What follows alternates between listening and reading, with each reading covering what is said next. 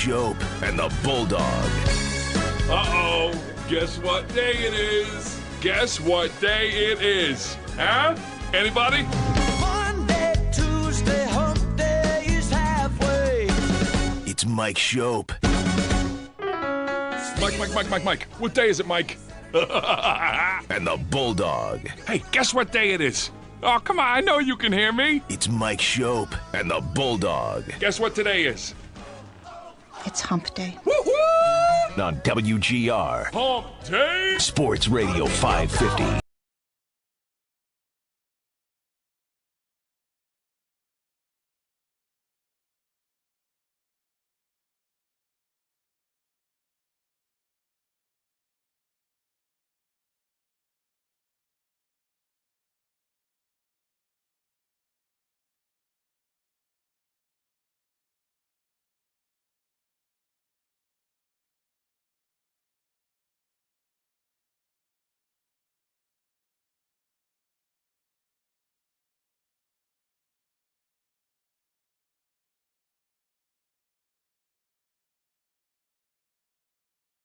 If he was willing to let us leave. Like, I could see me in a situation going like, oh, come on, they're up by 20. Let's just go. And him being like, dude, come on. No, we've never done this together. Let's slog through the traffic after the game together. Like, let's listen to the post-game show. Like, all the stuff that you do when you go to a game. I just have a feeling that we're going to want to do that. So I'll bet it would take something pretty extraordinary for me to get out of there before that game is over tomorrow night. He gets in here early on Friday. That's right. But that's right. In my 20s, I worked mornings, and it was not a problem. You know, you just do it. It'd be different. It'd be hard for me now, I think. But especially with my sort of addiction with the NFL and like just feeling like I can never miss anything, lineups and everything else. I can't imagine. Yeah. But he's young. He is pretty careful about. I mean, he's in bed most nights by 9. Really, because he gets up at 4:30 to come in here and get everything ready for the shows. So you know that'll. So, but that said, there have been a few circumstances where he's been out a little bit later than that. Maybe even a lot. He's going to be out a lot later than that tomorrow night. Even if we were to leave early, he's going to be out a lot later than 9 o'clock. The game doesn't start till 8:15 or 8:20. So 8:15. At least it is 5 minutes earlier. Right. Thank on you a for Thursday. That. Thanks for that, everybody. So you got that. Don't think it's 8:20. You could miss a lot. Yeah. Have you thought at all about where we're situated? How enormous the stadium is going to look? Across the street. I mean, because we're going to be right out front. You and me. Yeah, tomorrow.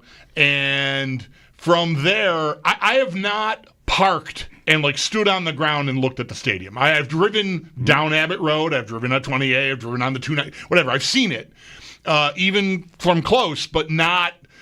I just had this feeling we're going to be looking up at it like it's the Empire State Building or something. Yeah, from where we're I sitting. think so. We'll have our backs to the current stadium. Yes, facing right. the new one. I think that's right. I think that's how it'll be. Definitely. Well, interesting and cool that you're going to the game as a fan. Many of as it is again the last year of the stadium, and everybody might be a little bit nostalgic or a lot about all this. So many of my favorite memories of being there are Miami related, because for most of my years going to games, the Dolphins were the team. Mm-hmm. There wasn't even a Kansas City in those days. You know, it was like there were the Elway or Montana games. Like there were a couple of one or so of those a year. Maybe there'd be like a top NFC team, like when the Cowboys came in 95 or 96 when Collins played. Yeah.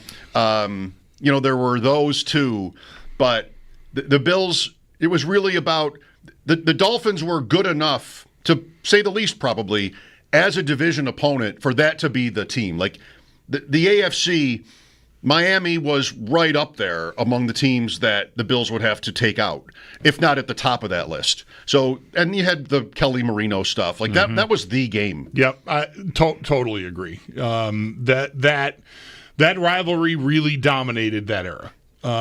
Because, you just said it right. I mean, Miami was good enough that it was, and Marino was so great that you never felt entirely comfortable about what the outcome was going to be. They seemed like pretty equal sides. Yeah, they were never bad.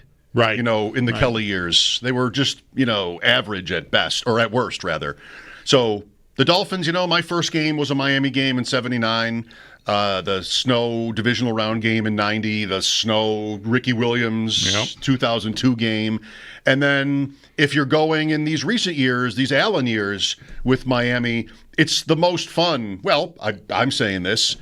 I think what the Bills have done to the Dolphins is more fun than anything else the Bills have done with respect to like a certain other team. They beat Kansas City in the regular season, but you know what to do with that. It's just like it's something. Yep. But it doesn't feel like that rewarding because they've had these playoff losses to the Chiefs. I think, the Jets are the Jets. The Patriots, when Belichick and Brady left, the playoff win over New England for sure, although that was Mac Jones, where you had that sort of revenge taste. Right. But now it's just, a game, kind of division game. Mm-hmm. You know the history. Miami, though, it's also kind of just that because the Dolphins might be down too. But the dominance over Miami is so rich. And like you just have many years, not the 70s so much, but since. Right. My first game was in 79, but you have many, many great moments with them and important wins, and just there's so much that is Miami, I don't know, centric, I guess, in terms of the history there. If I'm, admittedly, this was a decision made, mostly, at least at inception, it was about convenience. I knew we were going to be there. Like, well, why leave at 7:30 or whenever we get done and go home? I'm here. It's the last year in the stadium. Let me see if I can shake something loose here and find a way to go to this game. So, that could have been any game. If they were playing for some reason the Saints on Thursday Night Football, which I know seems pretty absurd, but if it were happening, I probably would be going to this game anyway. If we were doing our show there, I would have chosen the Saints game to go to. But the fact that it was Miami really just sort of that trips all the right wires for me. I'm the right age for that. I lived through the 70s, so the 90s were really rewarding. And now currently, I get a lot of pleasure out of the fact that they have owned them.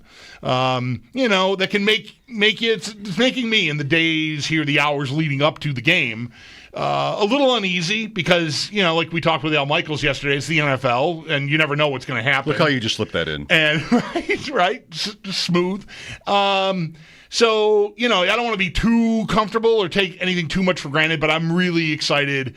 I don't like the Bills all blue uniforms, but what I do like is that I think it has to almost certainly mean that Miami's going to be in white. And that'll just look right to me. To see them in that uniform, in that stadium, trying to beat the Bills. It's just going to work for me aesthetically really nicely. When did the Dolphins last wear aqua here? 1980 something? Yeah, I don't know. The Bills aren't always in all blue, like you said they are tomorrow, the unitards tomorrow. But, yeah, they've not worn white at home for the Dolphins. Maybe I'm missing one game, but it feels like in decades that's maybe happened once at the most. So good. Bet online. Will a coach be fired between weeks 3 and 4? Minus 150. Wow. Wow.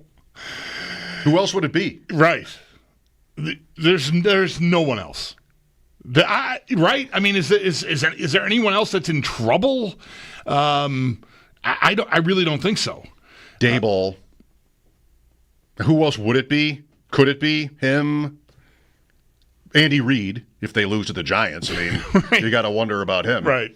Yeah, D'Amico. Everything has an expiration date. Brian Callahan. You're just starting with the new quarterback there. That seems unlikely to me that they would make a move. Ryan's, I honestly, I did think he might be the first guy I thought of, other than I didn't think of Daboll. That fits too. But that is a Mike McDaniel bet. I think is what that is. I wonder if Daniel Jones' success makes Daboll look bad. He had him. They went to the playoffs. They won. Yeah. But 0-2 with the Chiefs. Just like who could it be? But McDaniel, who you don't hate, No, I don't. I wanted. This is very convoluted. You wanted him to succeed. I wanted him to succeed, but he's the Dolphins coach, so I maybe not that much, right? But I like the idea of a coach coming in with that sort of mindset. Like, he just seemed like a very different dude for that job. I would say with that repeatedly, I think every time I would make that point, I would say, I'm not sure it's going to work, because I'm not sure that style of guy is going to be able to command a locker room of football players. And, I don't know everything that's gone wrong there, but command is something that it seems like is sorely lacking from the coaching staff to the players for the last couple of years there. Once that, the excitement of the 70 points and, all the stuff, and then the injuries and the up and down with Tua, it just seems like the bloom has come off of that immensely. And so I'm not surprised that it's not working and that he's in line to maybe even get fired if this doesn't go well tomorrow night. But I was rooting for it to work, because I just think, in coaching, within sports culture, it's always good to evolve. And maybe Mike McDaniel is just 20 years too early. We'll get through another generation of players who are coached differently than we were coached as kids, and even our kids were coached, because it's always evolving. And, you can say that means we're getting softer, whatever. It's just different. And players are being conditioned to be approached and handled differently. And McDaniel might just be a little too out front of that for right now. Or it's football and it's never going to be embraced. Like someone who's sort of, no, that's cool. Let's talk about it. That's how he seems. And I don't know, I'm all for that, but it doesn't seem to be going very well. Yesterday, at this time, we're talking about Baker Mayfield and how the Bills emerged from just the repetitive year after year of mediocrity, all those drought years, and just not.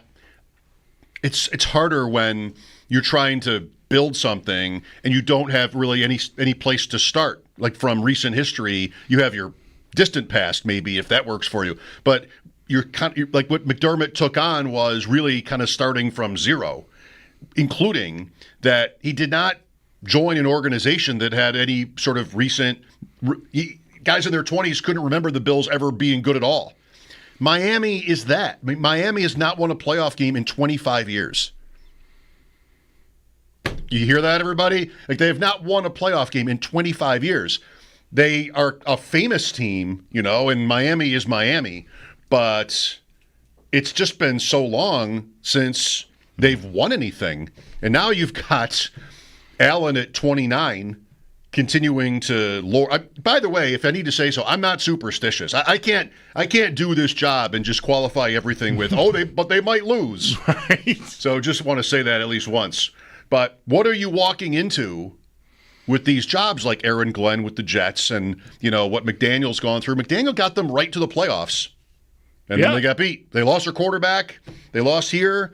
They went to Kansas City a couple of years ago and froze and lost there, and that's kind of been it. Mm-hmm. So it's just that much harder for someone to take over. But we know from our own recent past that it's possible. McDermott made it work. Allen was, incredible pretty early, and it is what it is right now. I just said the thing about, tomorrow night's game. I mean, they're a 12.5-point favorite. A loss here would be shocking. It's not the Baltimore game. It would be. Right. How would they do it? How would it happen? Turnovers is always the first answer. Injuries, right? Just sort of the randomness that the Bills seem largely immune to in these recent seasons. Miami has enough talent where maybe they hit big plays. Right. If they hit hang around. Yeah. If they, the Bills have done, but I don't have the numbers memorized on Hill. But his yards overall, or maybe his longest reception since he's been in Miami, it's in stark contrast to what he did to the Bills when he was on the Chiefs. Ooh, I can get that. They have done a great job of limiting that stuff when they play the Dolphins. So, that would be them losing the game would be shocking. Them losing the game by getting beat over the top a couple of times would also be shocking because it just does not really happen to them anymore when they play them. So, but that doesn't mean it can't. Somebody turns the wrong way, somebody slips, and like Tyreek Hill or Jalen Waddle are just down, or they just run past you, and Tua can get it. He's got enough time to unload it that far and get it down the field. Yeah, like that's if they get an easy touchdown or two, and or a short field or two because of turnovers. If the Bills are just not sharp and they give Miami those opportunities, yeah, that's how the game even stays close or Miami wins it. Is that I don't think if the Bills if they win the turnover battle again or even just don't lose it. Right, because that's the stat. It's not that they win it all these games in a row. It's 24 now, but they have not lost the turnover battle in a game in 24 straight. If that holds, since a game in Miami, right? If that holds, I don't think there's any way Miami can beat the Bills. But that that can happen. The Thursday thing might be the biggest. Scary. It's not even scary. Concern is too strong. But like if you've got a little, if you're the sort of person that's got a little voice in the back here going, "It's not going to be that easy. It's going to be that easy." It's because of Thursday for me. Because Thursday is just, everyone can get up and just not have it on a day. And these are finely tuned, rigorously trained, methodical, and they're used to a routine, and Thursday, this early in the season, just sort of throws that all askew. And I just don't assume everyone's going to be at their best.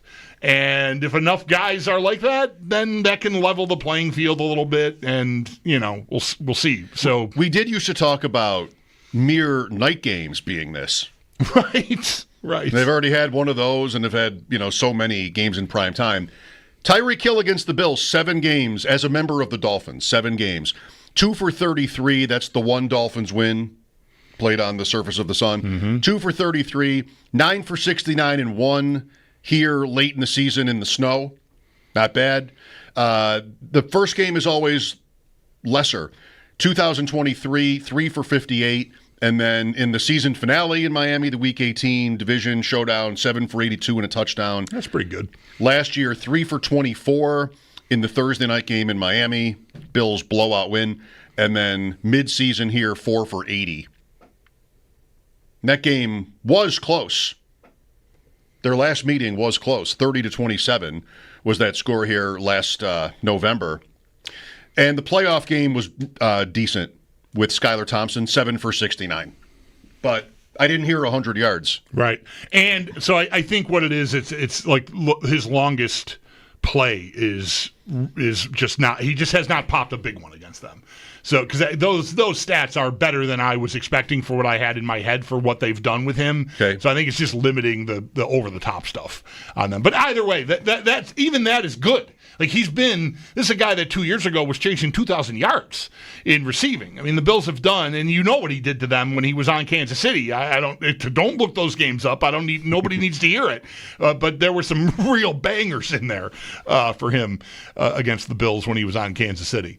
So that to me would be very surprising. As I'd say, it can't happen. They're certainly capable, but I think the Bills have done the right thing in limiting that. And just taking that away.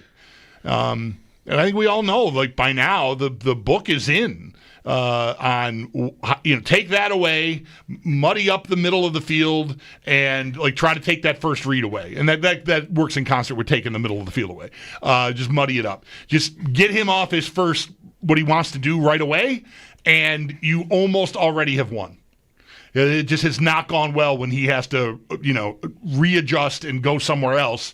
That's where turnovers come from with him, it seems, Tua. Never know with these things, I guess, but do you ever think about what a coach's next job might be? Like McDaniel, is he a head coach again next? I don't think so.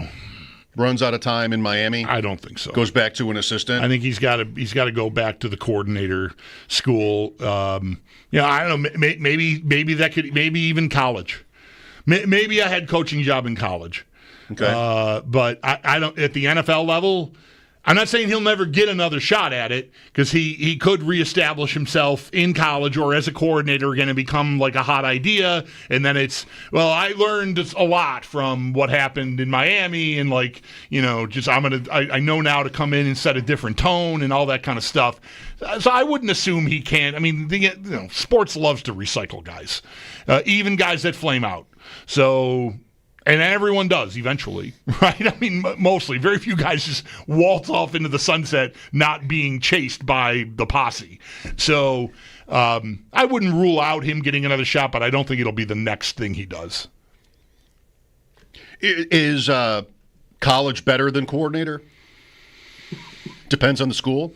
Depends on the school. And, I think to get back to being a head coach, like if he were to go somewhere and have some success, be like a college playoff type team, then that could, I think, help him more than having success as a coordinator. Because there's not, although I don't know, there are questions about him as a coordinator now too, right? Like a part of last year was these different teams that lost quarterbacks that still found ways to get production out of the position.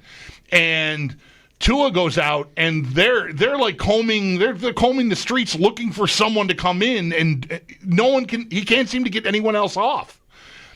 I mean, Skylar Thompson had his moment in the playoff game, sure, but that wasn't even that good. Like at that point, you're really looking for just anybody who might be available. It's almost like too late. There was Teddy Bridgewater in there as well. I just think, I like Mike McDaniel, and a lot of the inner workings of these teams we're just never privy to. But most people, I think, believe that Tua is sort of capped. Just anything off script, first read quarterback, like just kind of easy, unless you just can't, whatever it is, at the line of scrimmage or just whatever it is that you need to do to keep Hill and Waddle from breaking you. If you can prevent that, what does Tua do to beat you? That's what he's not been able to sort of prove. And you wonder he's not the worst quarterback, but you wonder with these tandems, coach and QB tandems, if a coach is thinking, if I had somebody else who could do this thing different, or, look at Indianapolis. We talked about the whole football machine, talked about Daniel Jones and Anthony Richardson all summer. Like, wow, it's so bad for Richardson that they're going to go to Daniel Jones. Like, could that even be possible? Could that actually work? How? And now they get to the season and they pick Jones, which still was somewhat controversial to do. Richardson's such a high draft pick and still so young. He hasn't played. What a waste of an asset. And now you go, oh, maybe that guy just had no clue. Right? Jones has a body of work. And it's not great. But so far, small sample, but so far they're perfect. So, and like McDaniel will end up someday, this isn't over yet, might be Friday, he'll end up someday coaching someone else and, one way or another. Or maybe that's how it goes for Tua with a different coach, although he had coaches before Mike McDaniel. That's right. You just never know how that's going to land. 803-0550 for your calls to talk about the game tomorrow night. A couple of big NFL topics we've been in and out of since the week began. The tush-push thing with Philadelphia, Tom Brady and the coaches' meeting, some interesting topics there. We'll talk to Marcel Louis-Jacques about the Dolphins, Sal Capaccio later, and Paul Hamilton as well with Sabres camp opening. Lines are open for you. Mike Schopp and the Bulldog, thanks for listening. This is WGR. The Bills and Dolphins open it up Thursday night at Highmark Stadium, Amazon Prime. And with us now, it's always a great honor and pleasure to welcome Al Michaels, who will have the play-by-play Thursday night.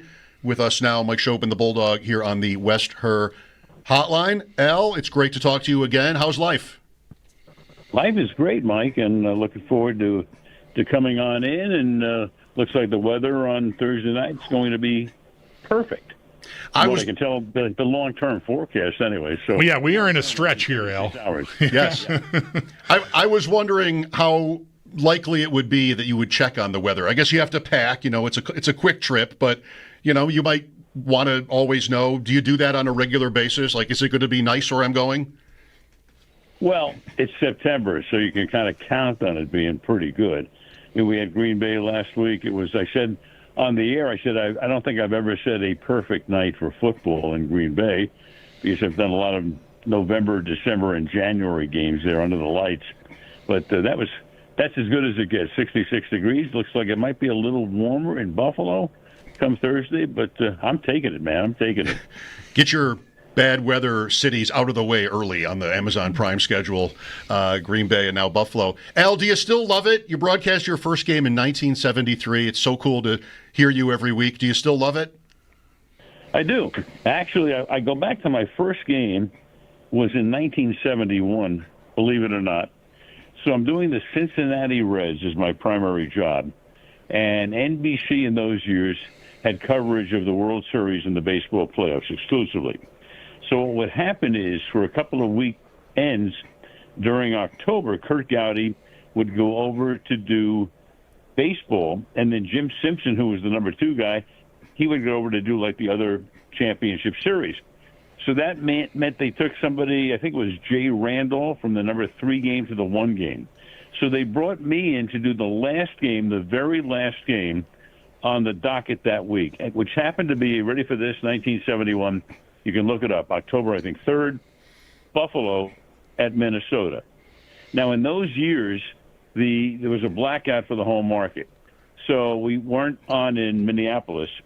And for the road market, Buffalo, the NBC station opted to do the baseball coverage. Well, I can't remember who was playing. I think Pittsburgh was playing in the playoffs. Mm-hmm. So I got to do Buffalo at Minnesota. It was Bud Grant against, I think, Joe Collier, if I remember correctly. And in that game, in my very first game, I had O.J. Simpson and Al Cowlings in the game. Yes. Go figure. But who was watching? Yeah, if Buffalo didn't have it, what other market was or this? Minnesota? Yeah, right. No, but they put it on a UHF station in Buffalo. Oh, okay. So if you wanted to, if you were in Buffalo and wanted to watch the game, you had to go to your rabbit ears and tinfoil and connect it and put it in a position where you could get a signal in those years, and that's how they got the game. And my partner was Johnny Morris, who to this day still holds a number of receiving records for the Chicago Bears.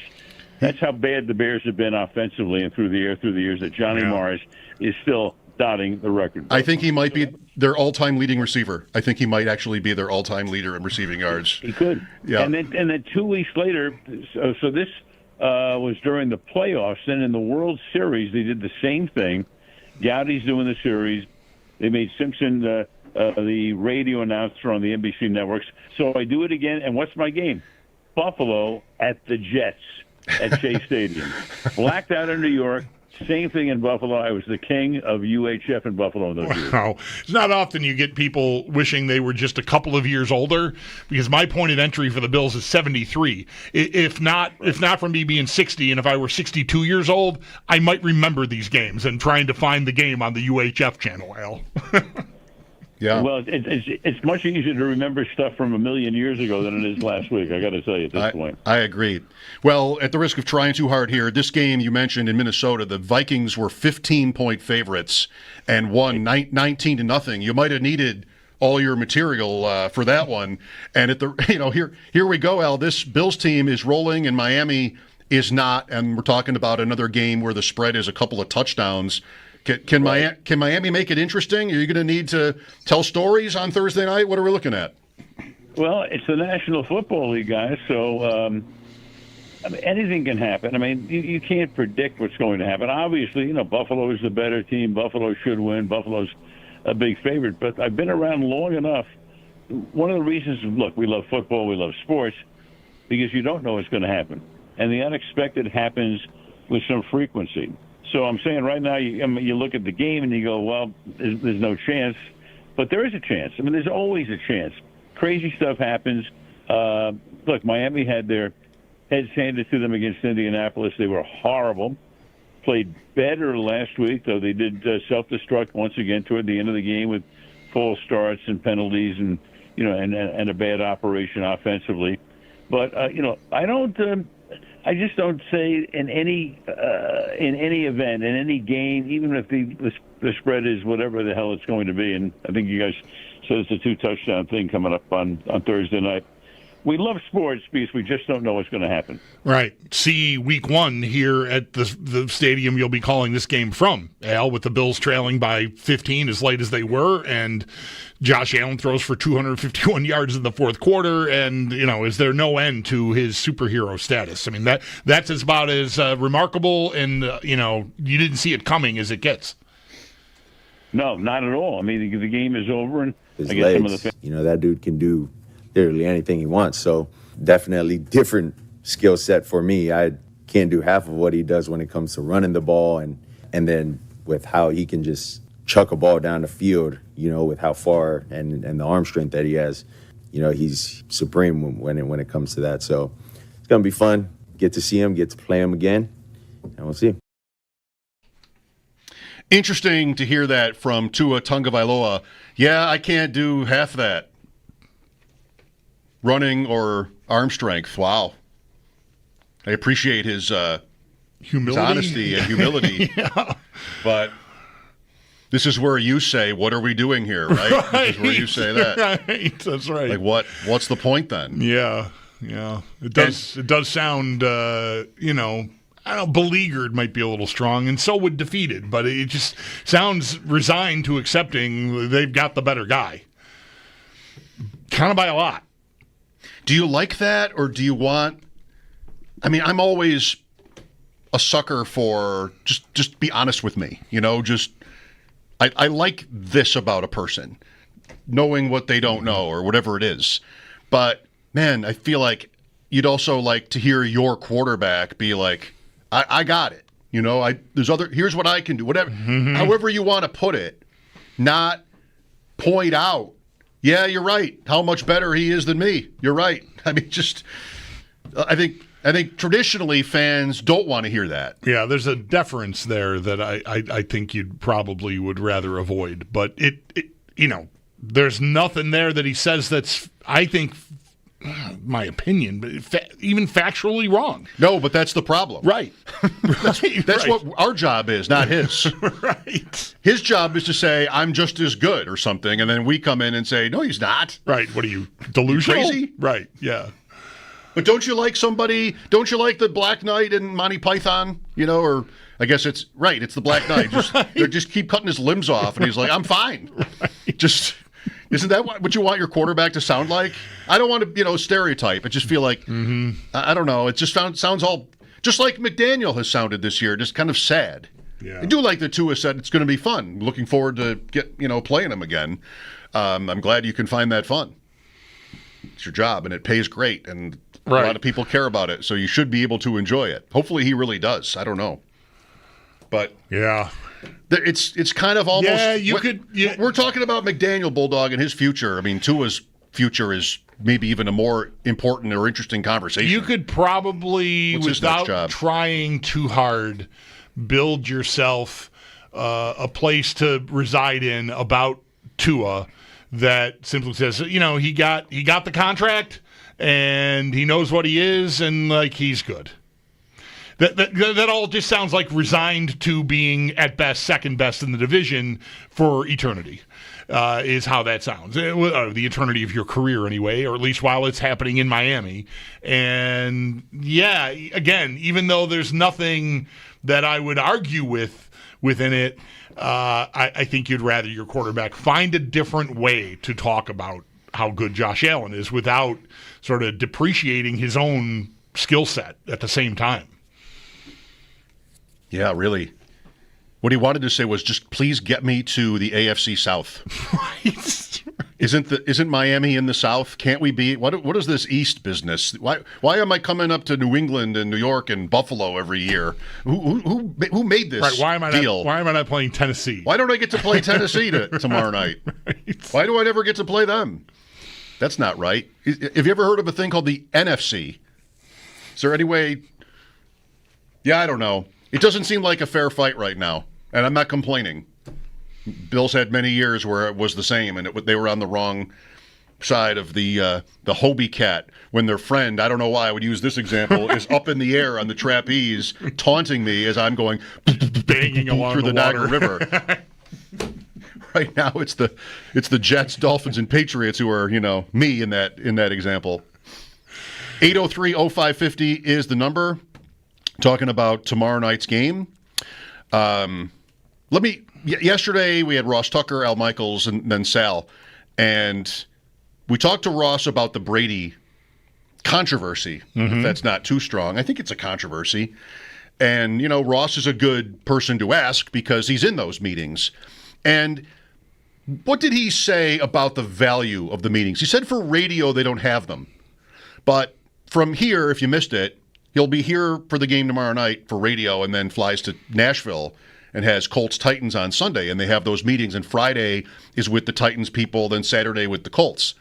And I think of Troy Aikman for this, but I think it's been announcers forever. And I've not been in any of these NFL meetings, having never done a game. But I think there should be good information that the announcers get, assuming they have a good enough reputation. And I feel like the default position is a good reputation because that there's an inherent trust. As the coach who's doing the talking in the meeting, right? The guy's not going to go on the broadcast at 12:59 Sunday afternoon and tell the audience everything that the coach said. Who they want to key on, where they think. I think that's a lot of it is, and I'll mention why. I'll tell you why I mentioned Aikman. I think a lot of it is 2 or 3 inside nuggets that the coach would not want to ever say at a press conference, but is talking about with his team and his staff. All right, and they come to it as a staff. This is where we can win. This guy, we can beat, whether it's a corner or a lineman, whoever it is, we can win this matchup. And never would you hear that at the press conference. But I think in those meetings, that's something that gets said. And that's where this gets dicey. Because Brady, knowing that in sort of a regular situation, he's not the owner of the Raiders. Brady's knowing that does have value. And, the idea is he shares it with us, or he sees that matchup exploited in the game, and the production team and everybody's sort of ready for it. Everybody knows, and then it happens, and he can say, "This they wanted this, and they got it right here." He knows that, and we don't. Right, and that's not feasible if he owns the Raiders. The Bears play the Raiders next week. He has the Bears Sunday. You can't trust him to keep that information from the Raiders, especially if we know that they're talking all the time, right? Sure, of course, yeah. Even something as, I don't know, maybe it doesn't have to be like someone specific on the opponent, but like I saw comments today that Ben Johnson is saying, like, I'm just coach speak. Like when he's in that meeting with Brady this week, which has to be by Zoom now. Brady is not allowed to attend in person, whatever. What's the difference? But you could, I think, in theory, the sort of thing you're describing doesn't even have to be like a specific guy on the other team. It's like, I've got, whether it's a defender or an offensive player, like this guy, what we want to do with him is get him in space against this kind of a defender. Right? This style of play. We like his length. We like his physicality. We like his whatever it is. There's a matchup that we feel favors us on either side of the ball. And it's pretty general, almost generic, but still you're telling the broadcast team how you want to get your guys off the best you can. I don't want to be telling that to somebody who's going to go tell that to the coaches of the team I'm playing in 2 weeks, ever. He might be able to figure it out just by watching tape. Like, where do they try to use DJ Moore, or whatever it is.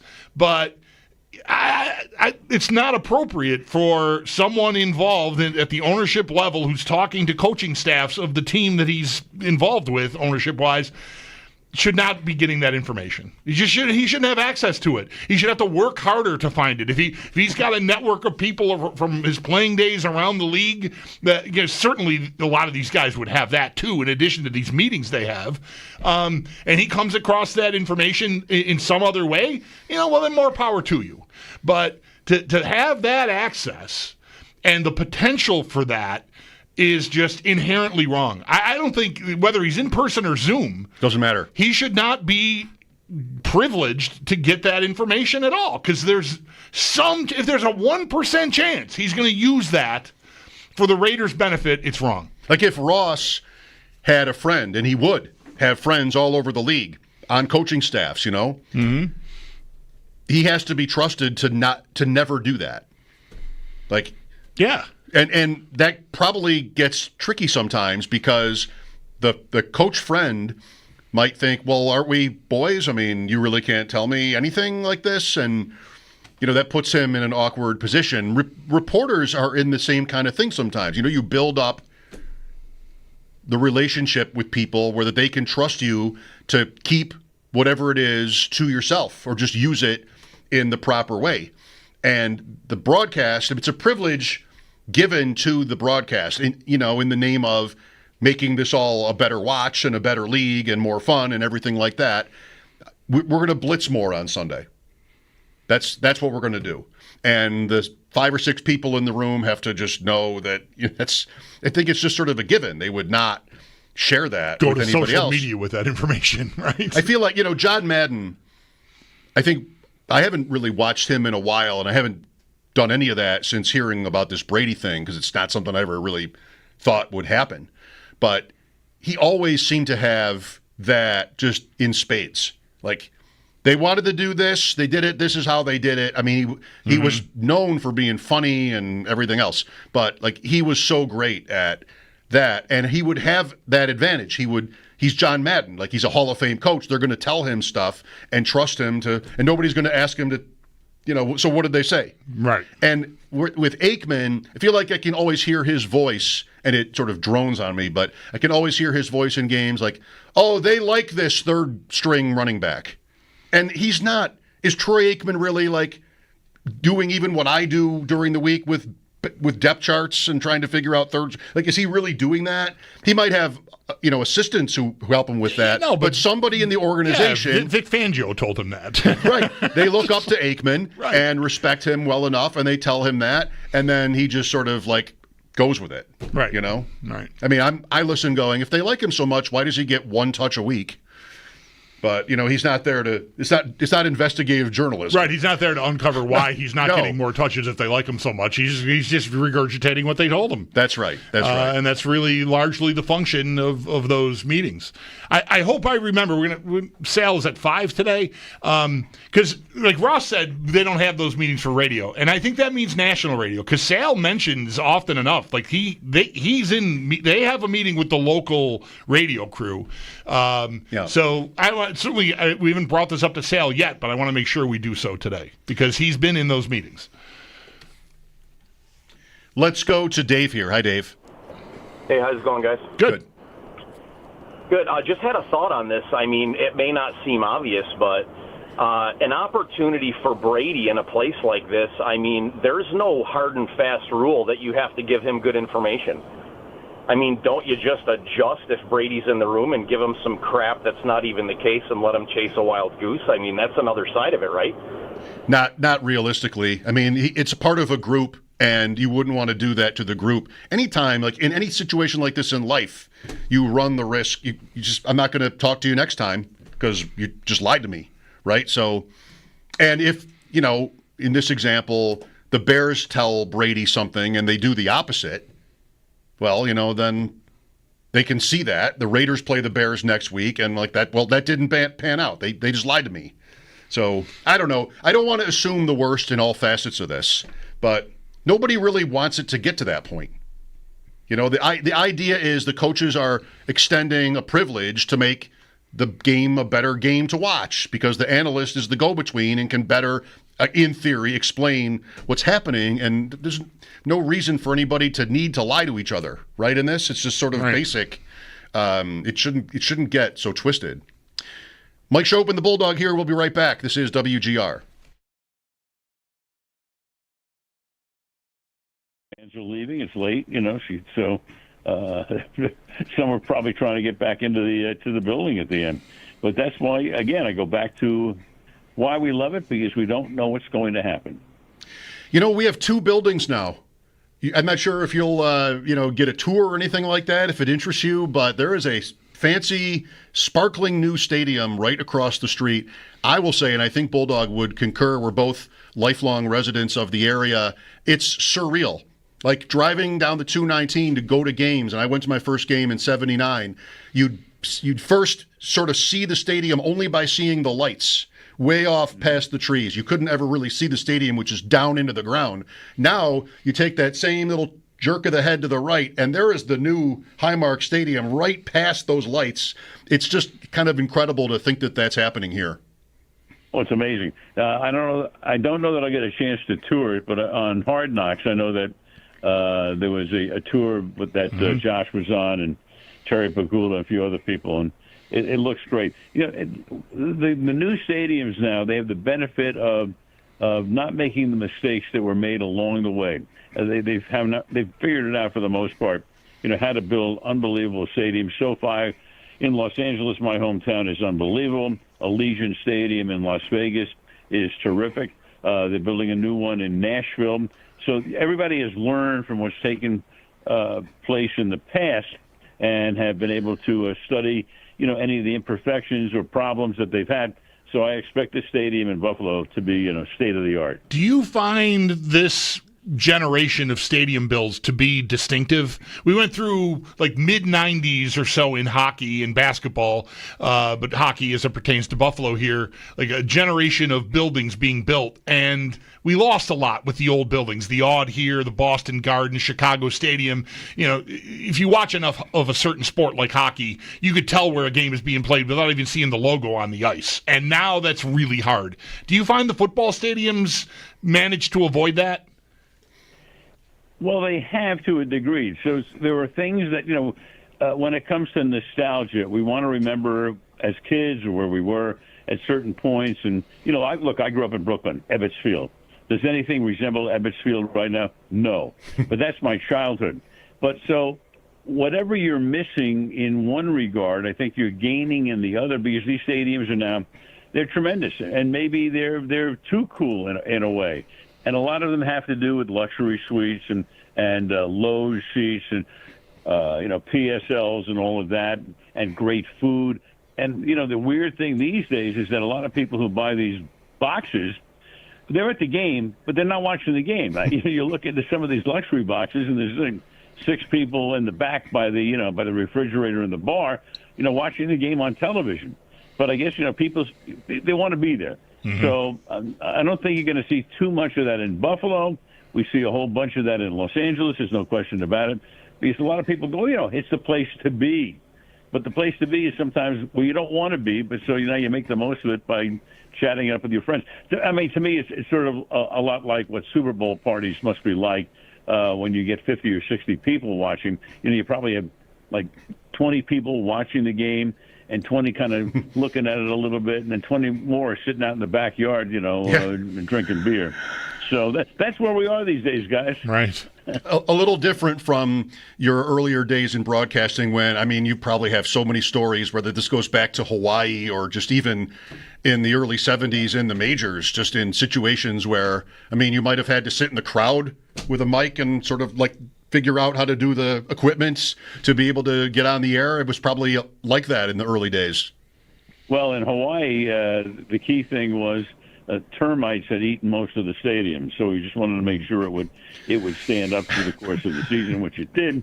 And then when I went to Cincinnati to do the Reds in 1971, that was at a time when they were building very similar stadiums in Pittsburgh, Philadelphia, Cincinnati, St. Louis, Atlanta, and what they were soup tureens, because they were round and they were made for both football and baseball.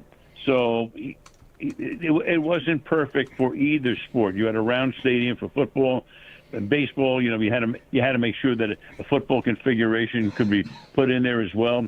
So it's funny, as I say, between Veterans Stadium, Riverfront, Three Rivers, Busch in St. Louis, and Atlanta Fulton County Stadium, they were all kind of state-of-the-art at that point, and they all lasted about 20 years.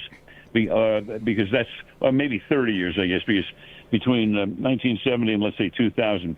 Then they started to build, the stadiums that I love. I mean, the one in Cleveland is great.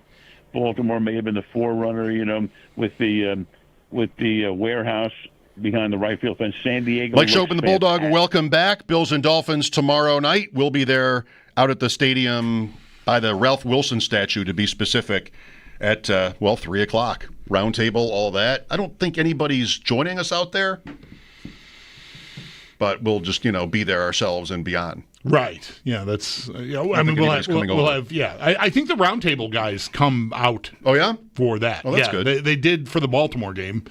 So I think. Yeah, I think that. So we'll get to see them. That's one of the benefits of us being there. Yeah, good. I didn't know that. Yeah. But everything. I mean, I know we'll talk to Sal, but I don't know that Sal will come out there from inside. It'd be nice to see Sal. It would be nice to see Sal. Let's go to Ryan here. Hi, Ryan. Hello, gentlemen, and I use the term loosely. No, I'm kidding. Long-time caller, first-time listener. I just wanted to call and mention something about the Brady conflicts and maybe dabble in a little something extra. But the first thing I want to say is I just want to let you guys know I look forward to you every day. I know you guys can get a little cantankerous about how long you sit in those seats, but sometimes it's the best part of somebody's day is to tune in and hear you guys talk. So thank you for what you do. Tom Brady, it feels like he's got a lot of fingers in the fire, and with the flag football thing that was recently announced, and then this conflict of interest, it's like I think you guys said yesterday, I've had enough of Tom Brady. Can we stop? But he just keeps going. It's like he's untouched. I know he had his restrictions waived a little bit, but it's just I'm tired of him always being some sort, not problem, but he's just always in the background. And you know who else is always in the background? The commissioner. Did anybody ever think that if somebody gets too much power, he might be gunning for the next position of? Can you imagine Tom Brady as the commissioner? I don't think it might happen. It's just a conspiracy theory. The last thing I want to say, I'm talking too fast because I'm nervous. I'm sorry.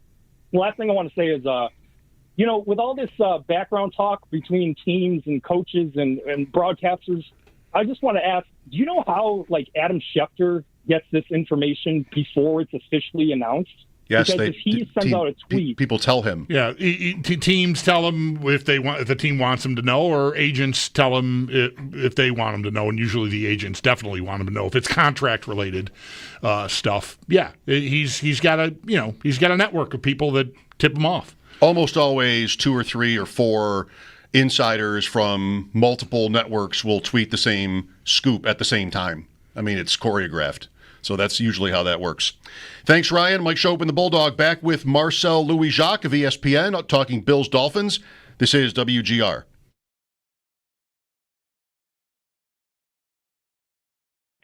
And I love when you're able to sit at a baseball game and look at the skyline. There's nothing like that for me.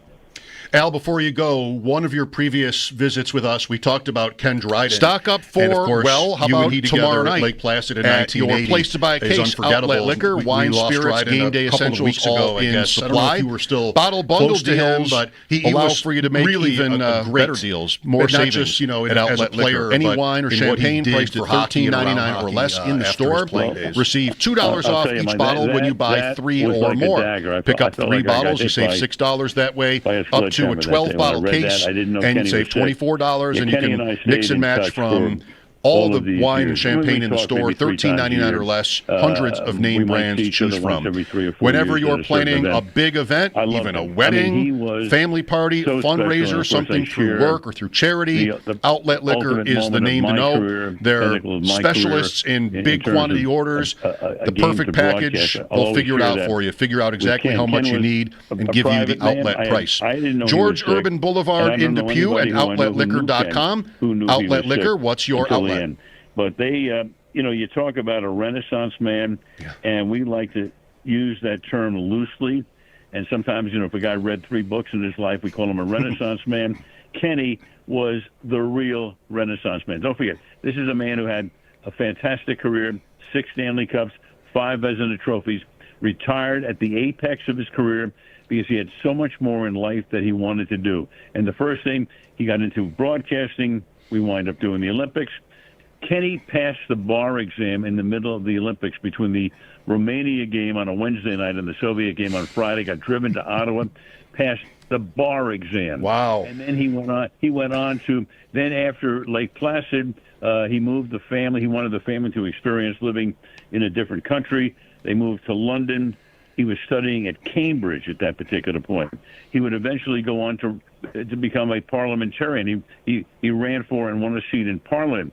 People thought, and I thought so too, without question, Kenny could have been the Prime Minister of Canada. Obviously, you got the English-speaking most of Canada, but the French-speaking Quebec. But he was loved.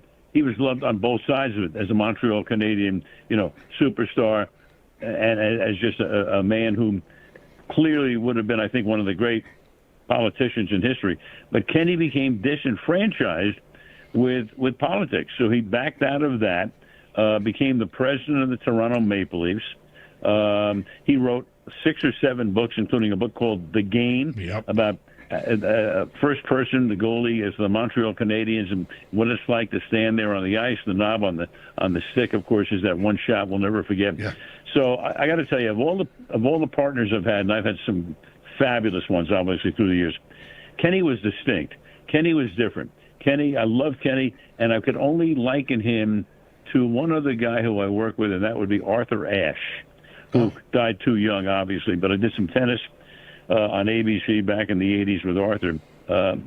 They were two guys who were just separate. They were different. They were unique. And obviously I've missed Arthur for a long time. And Kenny right now, it still chokes me up a little bit when I think that he passed last week. I feel like it's a wonderful comparison, those two, it would seem. Mm-hmm. Who wins the Conn Smythe Trophy before they win the Calder? But Dryden pulled that off. Right. Al, I know people forget about that, sure. Thanks very much for your time today, as always, and enjoy your trip up. Have a safe trip. Okay, guys. See you on Thursday. Take care, man. Thank you. Bye-bye. Al Michaels on the Wester Hotline.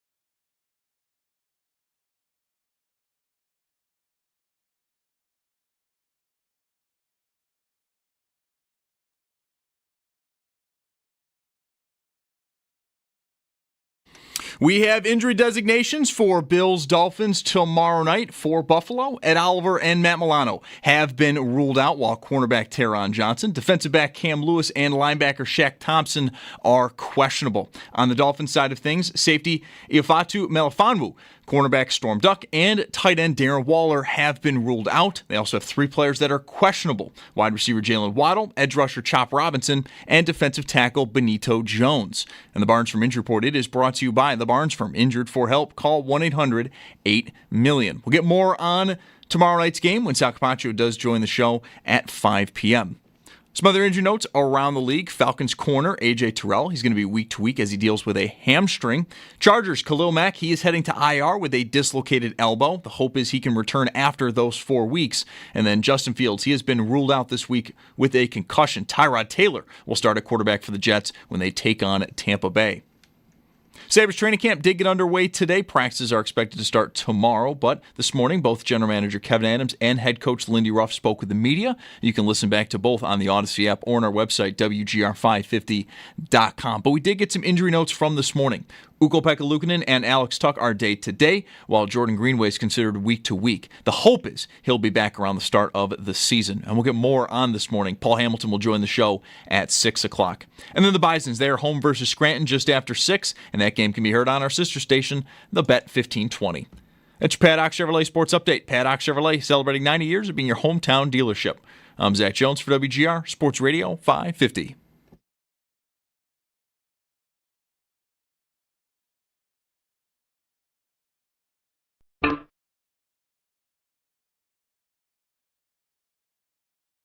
It's Mike Schopp and the Bulldog. I don't think Michael's ever done drugs. It's Mike Schopp. I don't know if anyone's ever offered him any. Let's go over some of the symptoms of marijuana use, shall we? You tell me who this sounds like. It's the Bulldog. Slow moving, inattentive, dull, constantly snacking. Shows a lack of motivation. It's Mike Schopp and the Bulldog on WGR Sports Radio 550. Not to sound like I'm making excuses, but yesterday, but I'm about to. Somehow it feels, I know how this goes. Somehow feels better to say that. But yesterday, Al Michaels was on our show, and he said how it's easier to remember things from 50 years ago than the last 5 or something like that, which I completely relate to. It's also I'm making an excuse by saying I feel like that's everybody, but I don't know if that's everybody, but I'm definitely this, where when we were talking about how often the Dolphins have worn their aqua jerseys in Buffalo, I'm like, oh, well, let's see. 1980, and that's maybe there's a Monday night game in 81, that's it.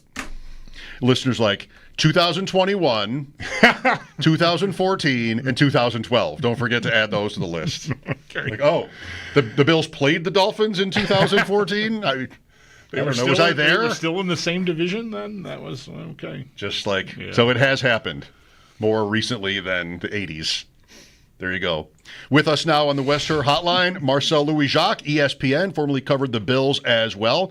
Marcel, I have not had the pleasure of speaking to you before, so it's nice to be able to do that, and thanks for your time today.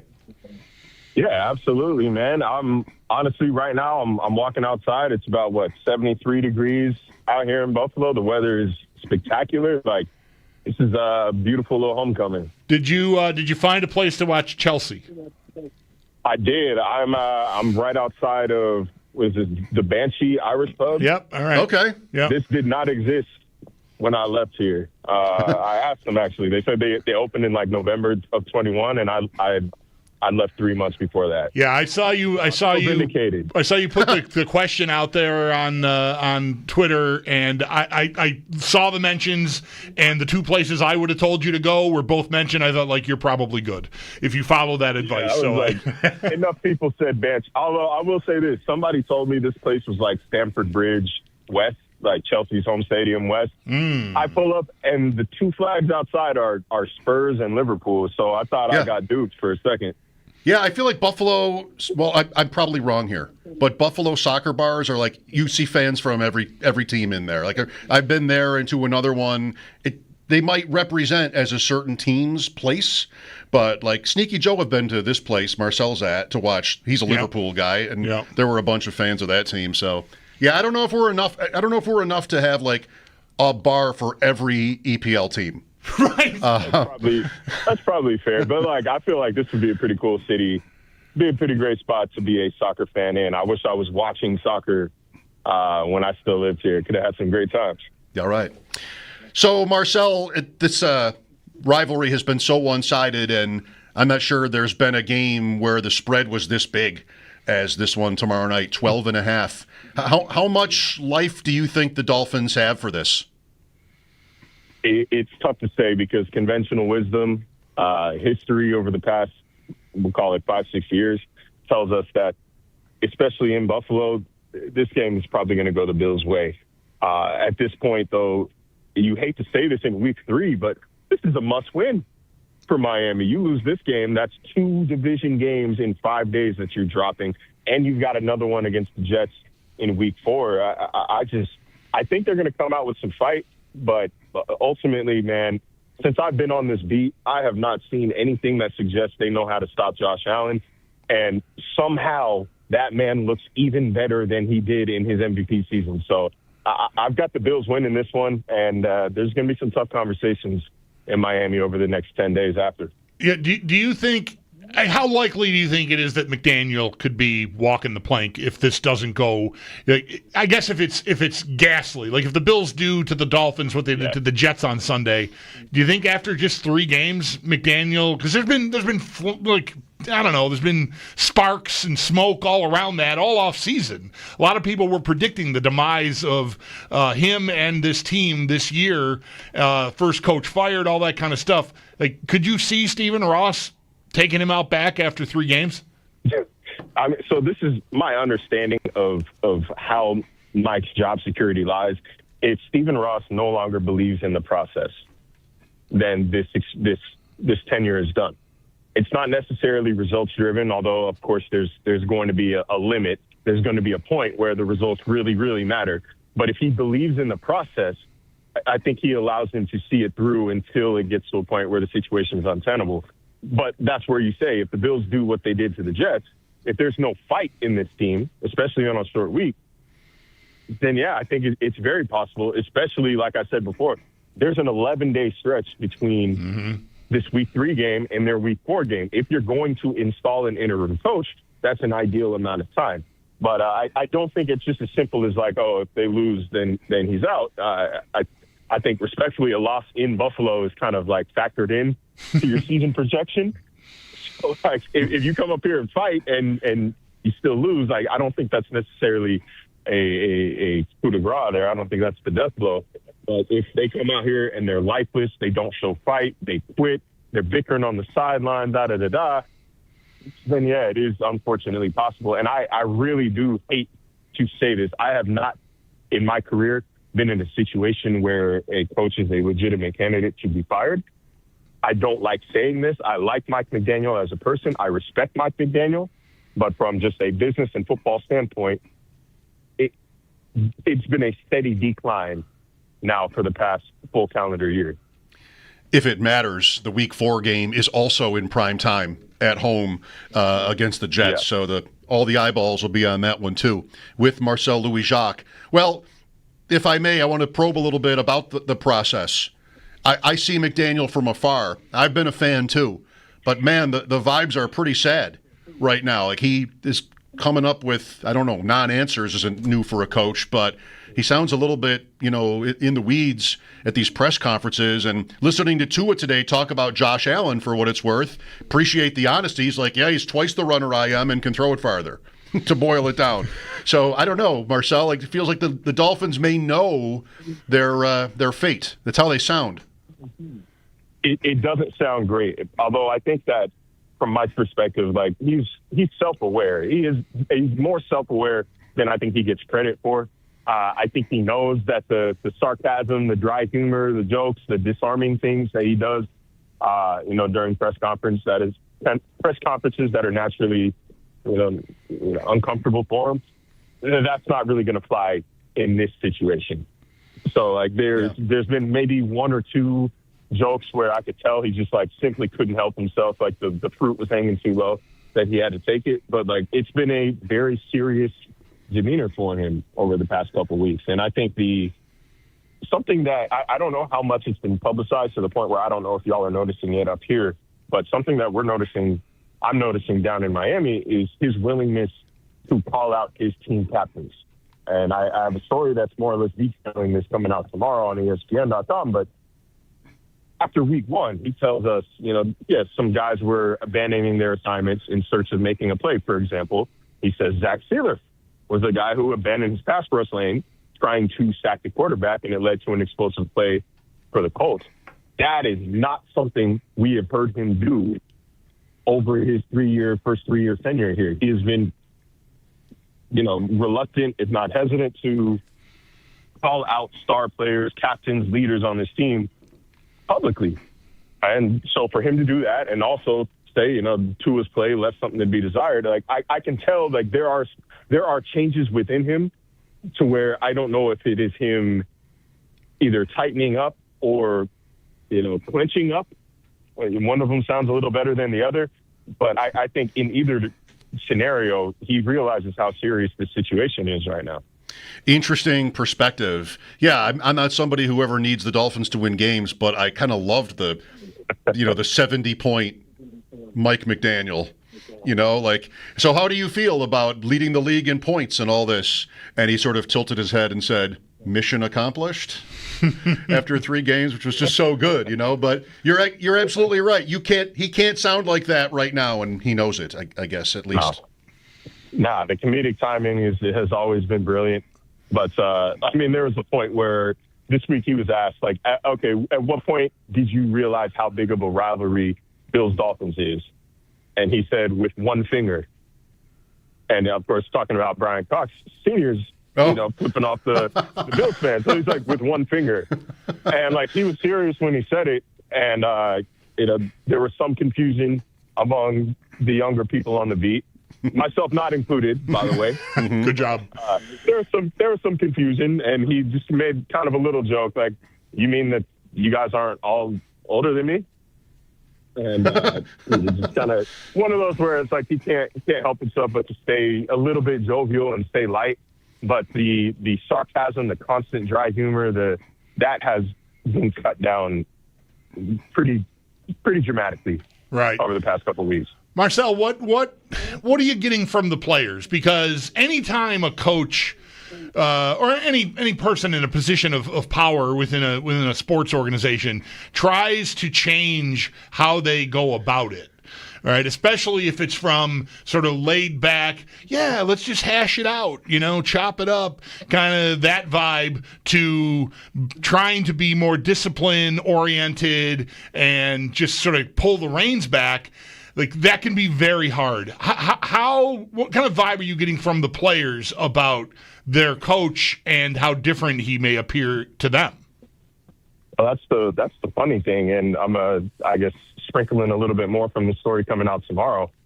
From what I'm told, from what I understand from current and former players, from just team sources, the culture itself really hasn't changed that much. It has been the same since 2022, good and bad. So when we hear the stories coming out last offseason of like, okay, Tyreek Hill is late in missing meetings, Jalen Ramsey is late, 5 players are accumulated 50% of the team's, late fines. Like, that hasn't changed since Mike got here. The difference is just they were winning games versus they were losing games. The team didn't overall quit on him. Like, the culture didn't collapse. They went from 2-6 to 8-9, which I know still missed the playoffs, and it's not like this world-beating record. But if you're 2-6 with a bad culture, like a truly bad culture, the wheels are going to fall off completely. Both of these franchises, Miami and Buffalo, I've seen what it looks like when the wheels fall off. Last season wasn't necessarily it. I spoke with a former player. He spent a couple of years with Mike. He said the problem is not the culture. The problem is schematic. The problem is the league is caught up for what he wants to do, and these offenses have become predictable. They're figuring out how to beat Tua. I mean, we've heard now 2 opponents in back-to-back weeks lay out their game plan. The Colts said, look, we knew if we took his first read away, he was going to panic. So they blitzed. They took his first read away, and he panicked. New England said we wanted to muddy the middle of the field and make him go outside of the numbers, which, he did successfully to an extent. But when the game was on the line, he couldn't do it. Like, everything fell apart. So we're seeing teams that aren't known for having stalwart defenses almost dancing on the grave after they beat the Dolphins, saying, we figured this out. This is no problem. that's more of an issue, I think, than the actual culture itself. Interesting. Again, Marcel Louis-Jacques with us here on WGR, Mike Schopp and the Bulldog. Part of their offseason story, Marcel, was the secondary just taking hit after hit. And I'm seeing after 2 weeks, not only are they just so injury ravaged back there, but their pass rush win rate is last in the league after 2 weeks. They have 4 sacks, but somehow they're not winning up front either, at least by the numbers. What is possible on defense? You mentioned Allen already. He's just had great game after great game against this team. It might look now like roster-wise it's sort of easier than ever for him to pull off a game like that. You never know. Are they going to be able? We're talking about culture. We're talking about, offensive schemes. What are they capable of on defense? That's really the part that, if I'm going to survey the beat and speak for the beat down in Miami, that's where we're the most surprised. Because I think we all had our skepticisms about the secondary, but we all believed, okay, Storm Duck can at least hold his own. I'm not saying he's going to be prime Revis, but we thought he could hold his own. And you've got an opportunistic guy in Jack Jones on the other side. Minka Fitzpatrick at safety. The secondary is going to be just fine, but the front seven looked special. Brooks and Dotson, all summer looked like they were a great tandem at linebacker. And of course, you got the pass rush trio, Chop, Jalen, and Bradley Chubb, Zach Sealer, back-to-back 10-sack seasons. There's pieces, to borrow a line from Sean McDermott, there's players on this roster. We thought that it was going to be a lot better than this. And simply put, that really hasn't been the case. And while Josh Allen is probably going to go nuts because the Dolphins are looking like, especially from a fantasy perspective, they're looking like you have to start the quarterback that's playing the Dolphins. Daniel Jones and Drake May both had huge games, and it's like a Pokemon evolution leading up to Josh Allen, right? If Drake May is Charmander and Daniel Jones. Charizard. You know what I'm saying? Is there a Charizard? Is there a Charizard coming here? Marcel, I'm 60 years old. No, my kids are 23 and 21. I have no idea what you're saying. Charmeleon, Charzander. Yes, you were saying. It's going to be a real specific group of listeners that are like, wow, he's spitting. I get that. That hits me to my core. That's so funny. But you know what I'm trying to say. They're about to face an even better version, the best possible version of the guys they've just played. It doesn't look great. And then, not to mention, I think James Cook might have 1,000,000 yards on Thursday, man, if they're not careful. Jonathan Taylor had 90 in 3 quarters. Ramondre Stevenson had 140. So, James Cook, again, better than Stevenson. Is at the very least comparable to Jonathan Taylor. It's not looking like a great matchup based on how they've played. That 12.5-point spread is just, usually you're going to say that's disrespectful in the NFL. But, man, at least on paper, your knee-jerk reaction is, this is going to be a blowout. And I've been fighting my knee-jerk reactions with this team all summer. It might be time to fall victim to him. It might be time to believe it. And my knee-jerk reaction is that this one might get ugly if the Dolphins start out flat again. In my defense, I host a fantasy podcast every Tuesday called ADP Chasing, and one of our guys, Davis Maddock, will every week bust into Pokemon. And I'm the oldest guy in the room, and I react the same. We're like, oh, no, here it comes. And so I just that was a knee-jerk reaction of mine, I have to admit. It's when you started there, oh, no. I mean, it's fun. It's fine. It's good. It's just I'm sort of I get that a lot and just never know what to do with it. Yeah. Marcel, before we have to wrap this up, how is that? I mean, I know they're 0-2, and we're spending this whole conversation talking about maybe the demise of the entire operation. To a start over standpoint, where is Tyreek Hill at? What has been said? How has he played? Has he been sort of in line, or is he like a pot about to blow the lid off? I talked to Tyreek Hill. I went up to him in the locker room the other day because he's one of the players that multiple sources told me was a prime and repeat offender last year in terms of tardiness and absence. And he didn't deny that. But what he did say is, when I'm here, first of all, I've been doing this since Kansas City. When I'm here, I work my you-know-what off.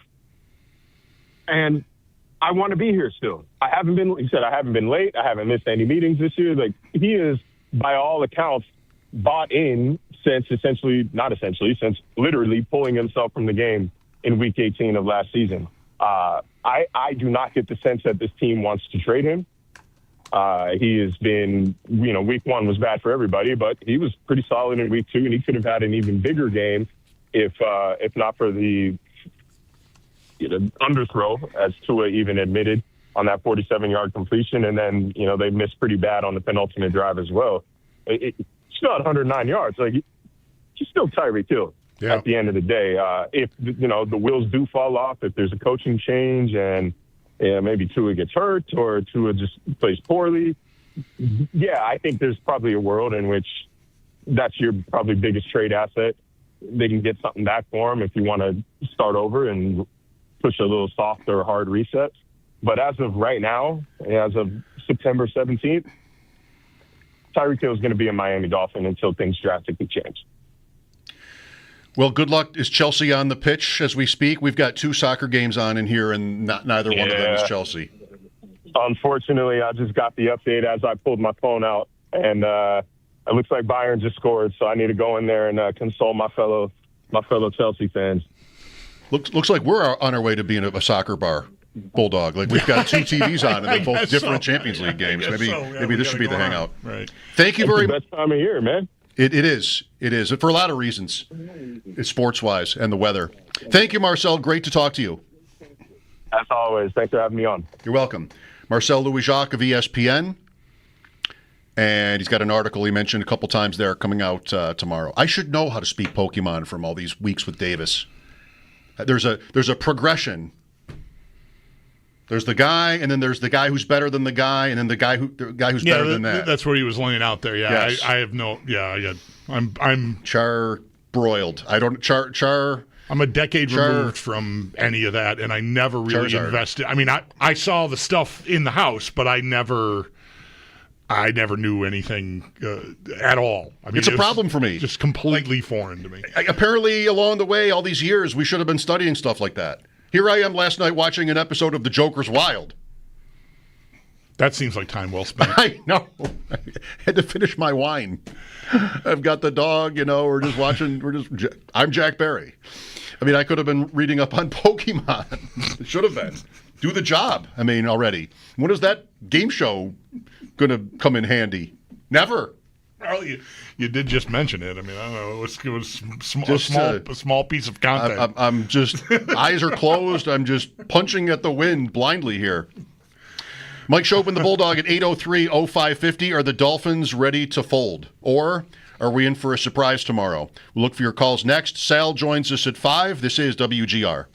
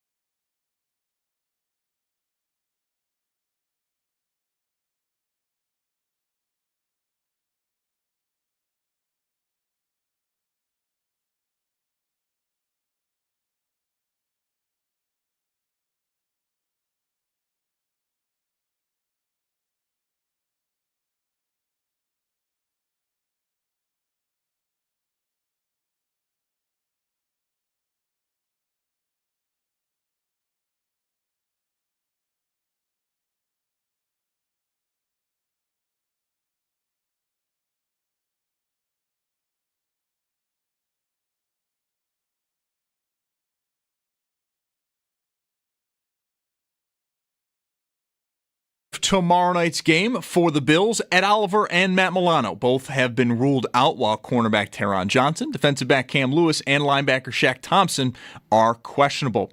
On the Dolphins side of things, safety Ifeatu Melifonwu, cornerback Storm Duck, and tight end Darren Waller are out. And then they also have 3 players questionable: wide receiver Jalen Waddle, edge rusher Chop Robinson, and defensive tackle Benito Jones. And the Barnes from Injury Report, it is brought to you by the Barnes from Injured. For help, call 1-800-8-MILLION. We'll get more on the Bill side of things. Sal Capaccio will join the show at 5 p.m. Potentially some good news for the 49ers. Quarterback Brock Purdy is limited today as he's battling a toe and shoulder injury that saw him miss last week. But according to head coach Kyle Shanahan, Purdy does have a chance to play this Sunday when the 49ers take on Arizona. Sabres training camp got underway today. We did hear from both general manager Kevin Adams and head coach Lindy Ruff. You can listen back to those interviews over on the Odyssey app or on our website, WGR550.com. But we did get some injury notes ahead of practice starting tomorrow. Ukko-Pekka Luukkonen and Alex Tuck are day-to-day, while Jordan Greenway is considered week-to-week and is hopeful to be back around the start of the season. We'll get more on this morning. Paul Hamilton will join the show at 6. And then the Bisons, they are home versus Scranton just after 6 o'clock, and that game can be heard on our sister station, the Bet 1520. It's Paddock Chevrolet Sports Headlines. Paddock Chevrolet celebrating 90 years of being your hometown dealership. I'm Zach Jones for WGR Sports Radio 550.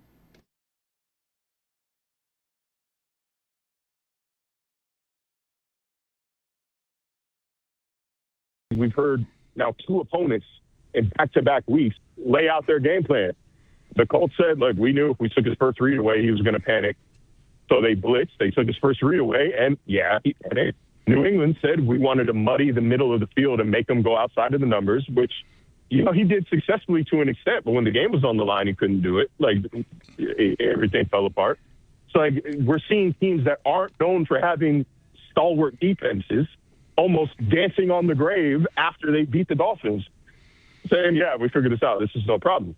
That's more of an issue, I think, than the actual culture itself.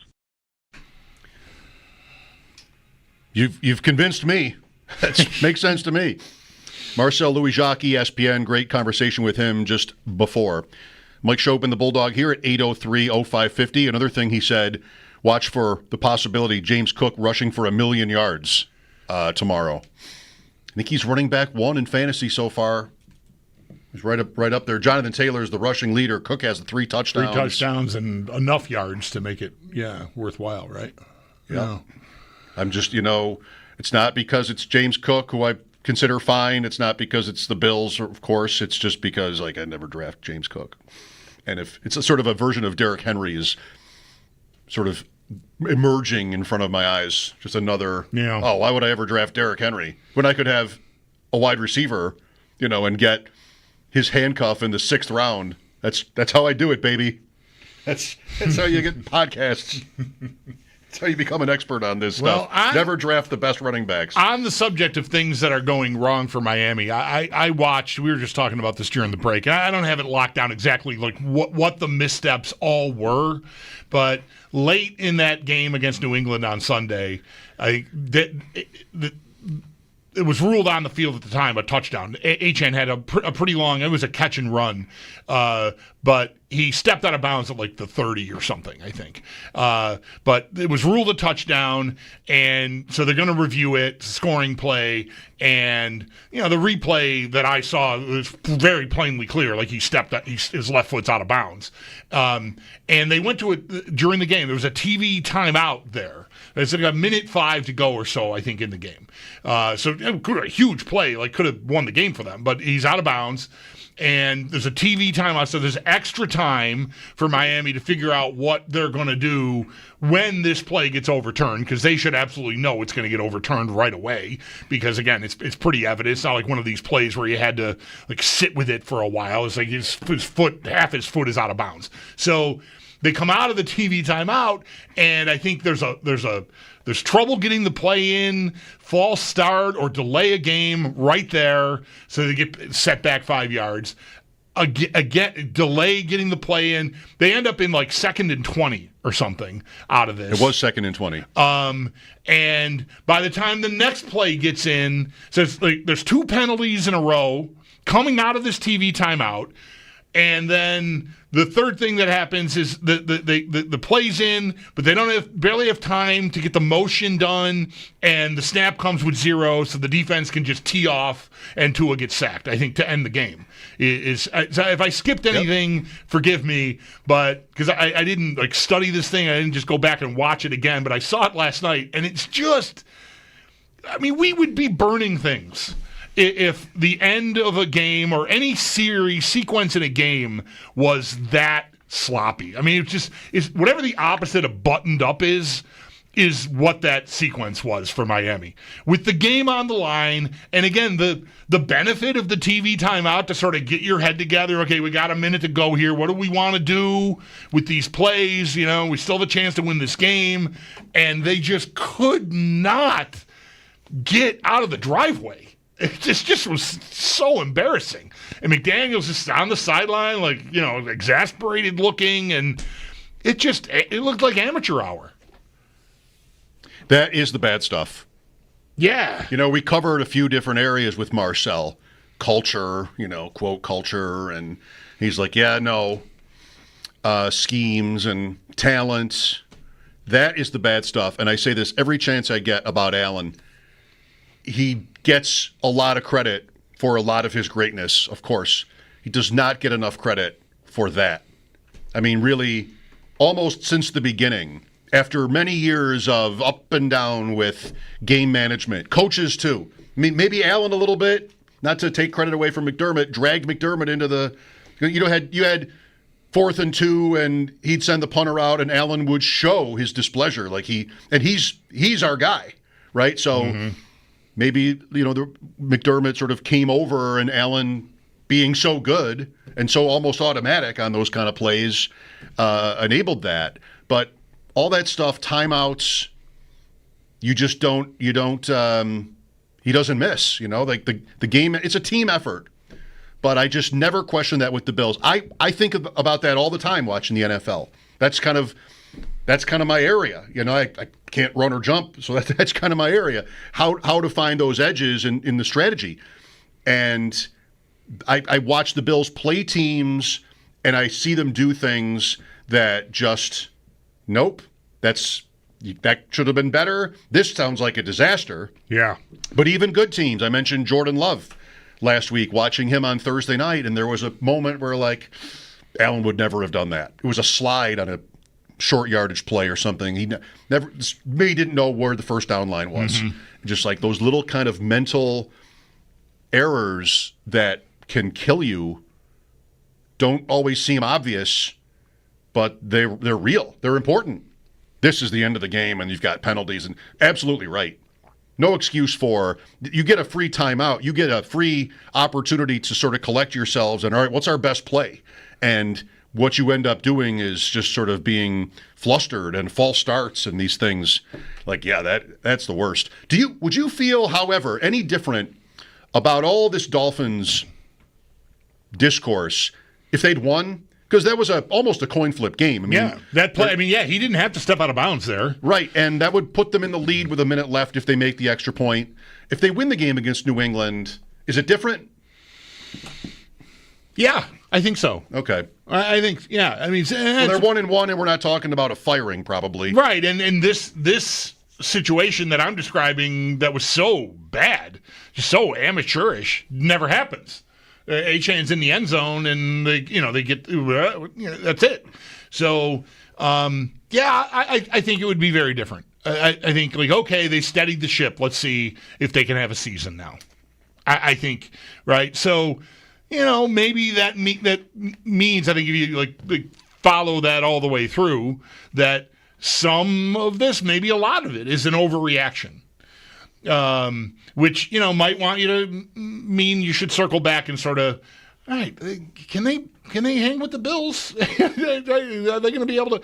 I don't know. I think personnel-wise on defense, I tend to think when I think about Miami, it's usually the offense, right? Am I going to be able to continue to do a good job on Hill, contain Waddle? Achane has gotten off on the Bills. Can they let that not kill them? It's usually centered around, because it's a team that as they grew in prominence and became what looked to be a threat to the Bills, it was 70 points.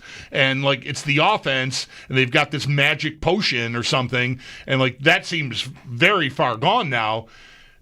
I think even if they can function on offense and get 30 points, I don't know how they're stopping the Bills. If they can't get to the quarterback, the secondary is your name here. A lot of it. I mean, Marcel is right to mention Minkah Fitzpatrick is back there. That was that trade with Jalen Ramsey, and that's an former All-Pro player back there at the back end of the secondary. But still, even with that, I just don't know how. If the Bills are at like 80% operational functionality on offense, I don't think Miami can stop them. How you do it is takeaways and or touchdowns into field goals. Like red zone. I feel like that's how. Then you take a team from the 30s to the 20s or thereabouts. Give yourself a chance. Easy to say. Here's Ethan next. Hi, Ethan. Hi, how we doing, guys? Good, thank you. All right, so my prediction for tomorrow is just what I'm going to give. I think, just like you guys said before, I think it's a good day for James Cook to go off. I don't know about like 3 touchdowns, but like 100-plus yards, a couple touchdowns. Then probably it's a great day for Allen just to get used to like his weapons that he has, like Josh Palmer, Elijah Moore. Maybe get some shaver action in there. And I think it'll be – obviously, we don't know it's a division game. They're very familiar with us, but I think it should be similar to like what our first game against them last year should be like. And the only thing I just want to say is I just hope the next day on Friday, if we win, especially like in big fashion, can we not have all those Al Bundys that scored 4 touchdowns during the Reagan administration to like – give their critiques about when they use the timeout or if they're using Josh Allen too much. Just enjoy the win. Enjoy the win. Enjoy the Bills be doing good. All right, thanks so much for having me on, guys. You guys have a good one. Okay, you're welcome. Gina is next. Hi, Gina. Hi. Oh, hold on. I'm at work. Hey, guys. I love the show. You guys know I call every year. I tell you guys I'm an OG because I'm born in 66, so I can feel for the age difference and what we've been through as Buffalo Bills fans, watching our team go through what we've gone through. And my comment is this. I don't know if you guys remember, I'm in Ravens country. Totally Ravens country. Mm-hmm. So I hear everything from the Ravens fans about us. But my comment is more towards what I just heard about the Miami Dolphins and that whole report from that gentleman. And I actually felt kind of sad because it made me have flashbacks of what we've gone through. And Tua, what a great quarterback he is, leading a team that is falling apart. And I could just imagine if I was Josh Allen and the kind of man he is, what he's going to be saying to Tua, either before the game or after the game. But obviously, the Bills are strong. We're in a great position. I'm more hopeful now than ever about making it to the Super Bowl, and I'm just going to sit back and enjoy the ride. But it basically, my comment was, damn, that made me feel sad about the Dolphins. It does it sounds like a pretty sad state of affairs. Yeah, for sure. Thank you, Gina. Appreciate the call. Hope you enjoy the game tomorrow. She said she was at work. I was thinking, like, I wonder what kind of work would be most, like, hilarious to be like just talking about the Bills on your phone. I feel like auto mechanic, just standing like in a body shop, right, and just sort of going off on the Bills Dolphins game in Baltimore.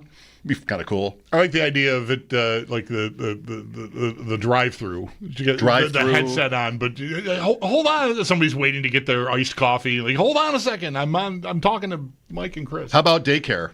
Right. She's a daycare manager, and the kids are all just go. Just wait. She's in a shady spot out back on the phone. She closes the door on the kids. Let's hope that's not happening. Have some ice cream. Just quiet. Leave me alone. I got to do this. We're just walking around like Target. A lot of, possible options there that are funny. All right. Let's go to Steve. Hi, Steve. Hey, how's it going, guys? Good, man. I just wanted to comment on, typically the Miami week is, it's really, it kind of gets all those fan juices going. And, it's not any less special that, we're going to play them, but it's almost getting to a point where, we know Allen's going to be sitting in the middle of the third quarter and, what is going to be an enjoyable game is really going to be watching, hoping that everybody stays healthy. And I just think we're going to have a lot of games like that this year. And, the outlook on the season, I just really is, I don't want it to be over, but I'm almost ready for the postseason already. And that's scary to say, but I'm really trying to enjoy the ride because I know it's not going to last forever. And, but. See, now you sound sad. Like this is, we went from sad about Miami to sad. I'm mostly kidding. I'm already disappointed that the game was too easy. Right? That hasn't been played. I get it. Thanks, Steve. Mike Schopp and the Bulldog here. Sal at 5. This is WGR.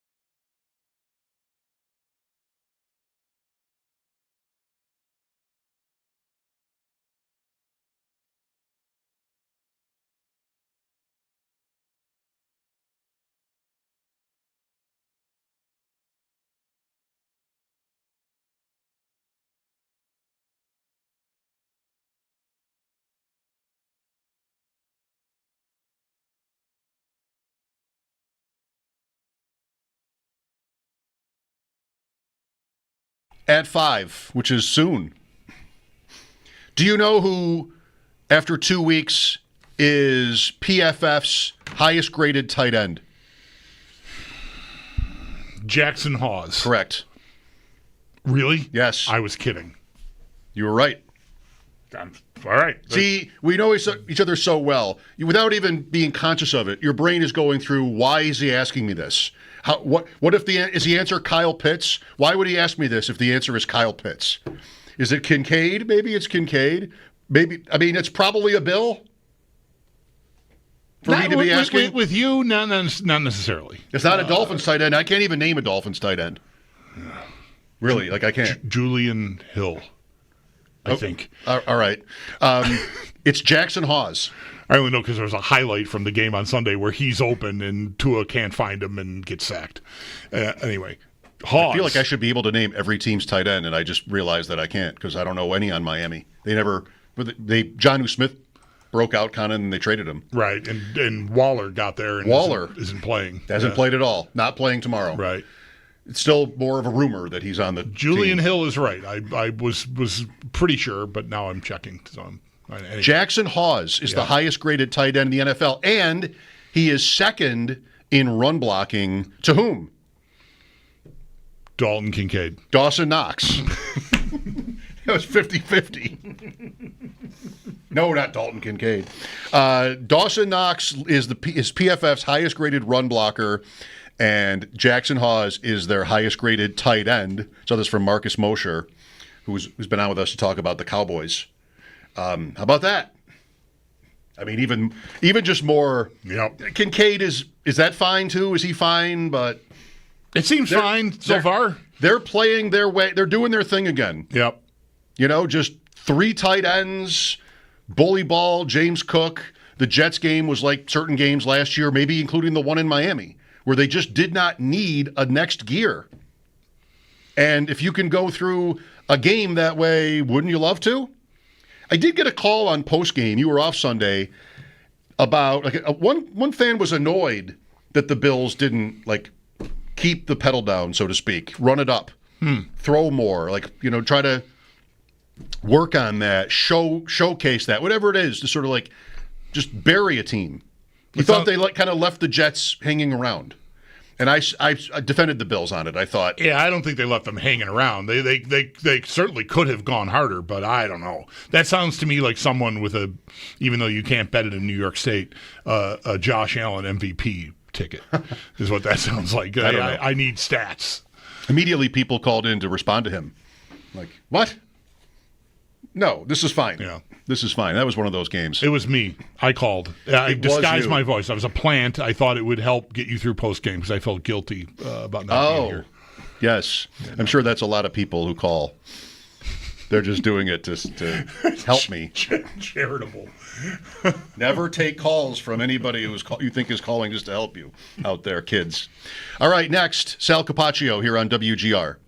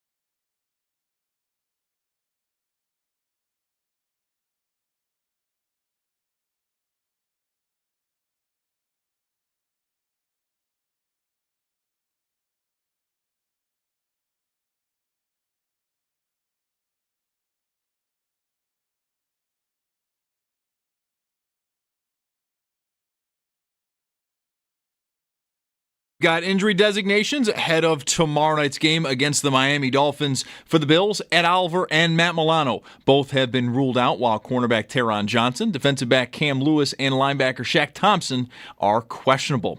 On the Dolphins side of things, safety Iafatu Melifonwu, cornerback Storm Duck, and tight end Darren Waller are out, and 3 players are questionable: wide receiver Jalen Waddle, edge rusher Chop Robinson, and defensive tackle Benito Jones. And the Barnes Firm Injury Report, it is brought to you by the Barnes Firm. Injured? For help, call 1-800-8-MILLION. We'll get more on tomorrow night's game as Sal Capaccio will join the show coming up next. It's potentially good news for the 49ers as quarterback Brock Purdy is limited today. He's battling his toe and shoulder injury, and according to head coach Kyle Shanahan, there is a chance he will play on Sunday versus Arizona. Chargers edge rusher Khalil Mack is heading to IR with a dislocated elbow. Mack is hopeful to return after those 4 weeks. And then Justin Fields, he has been ruled out this weekend with a concussion. Tyrod Taylor will start at quarterback for the Jets when they take on Tampa. Sabres training camp got underway this morning.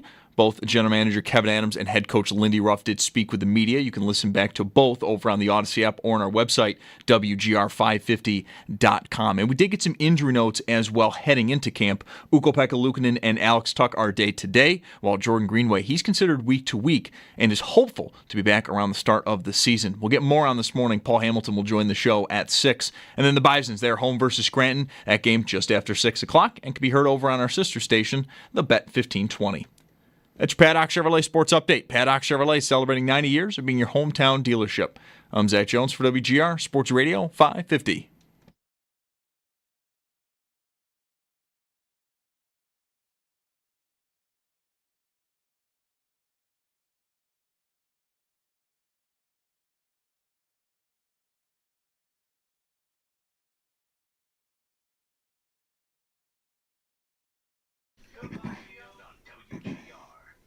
Well, a great moment, as you can see, if you're watching on the Twitch or YouTube. Bulldog still basking in the glow of getting that PFF answer right.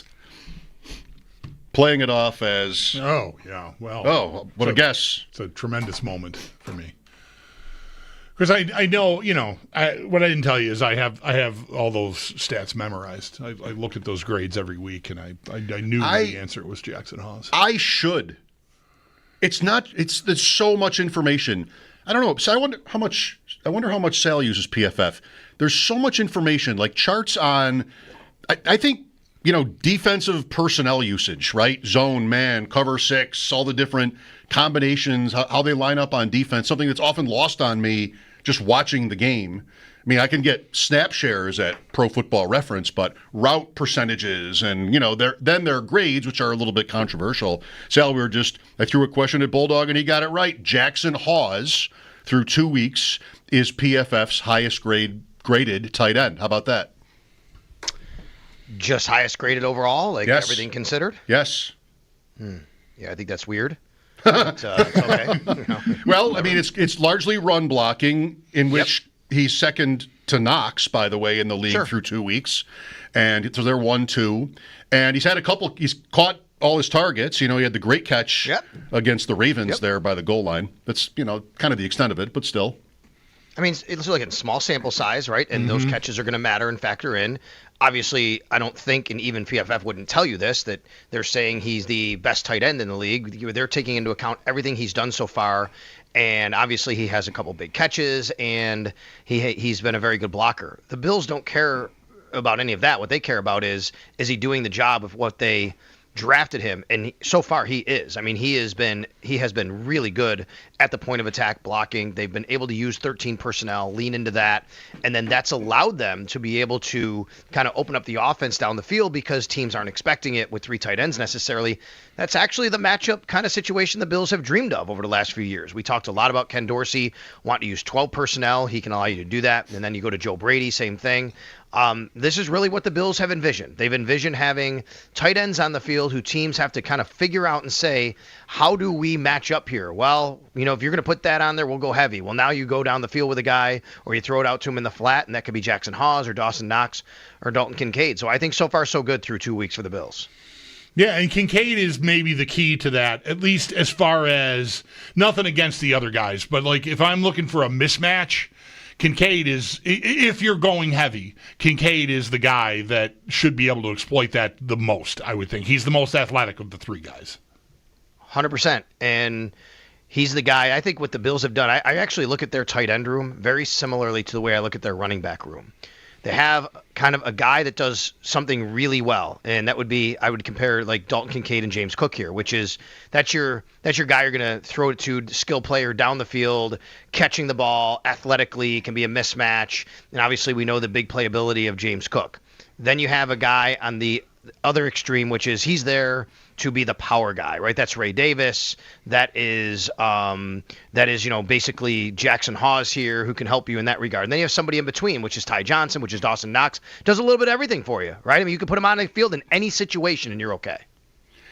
At the risk of just being too confident here, it just feels like so far it's the kind of team that will figure out that it can do whatever it wants. Allen being so multi-dimensional, so capable at pivoting to whatever, and, picking up on what he's seeing so quickly, as people are talking more about that than ever. I think his ability to read defenses and get the ball to the right people, just like what stops this team? I mean, you can always have injuries and bounces and that kind of thing, but we've been over the schedule all summer and how playable it is for them.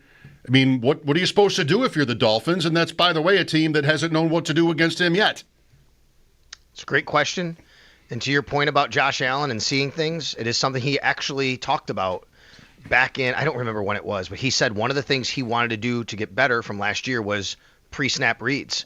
I mean, he works on something specifically every year, it seems like. And this was the thing that he worked on this year.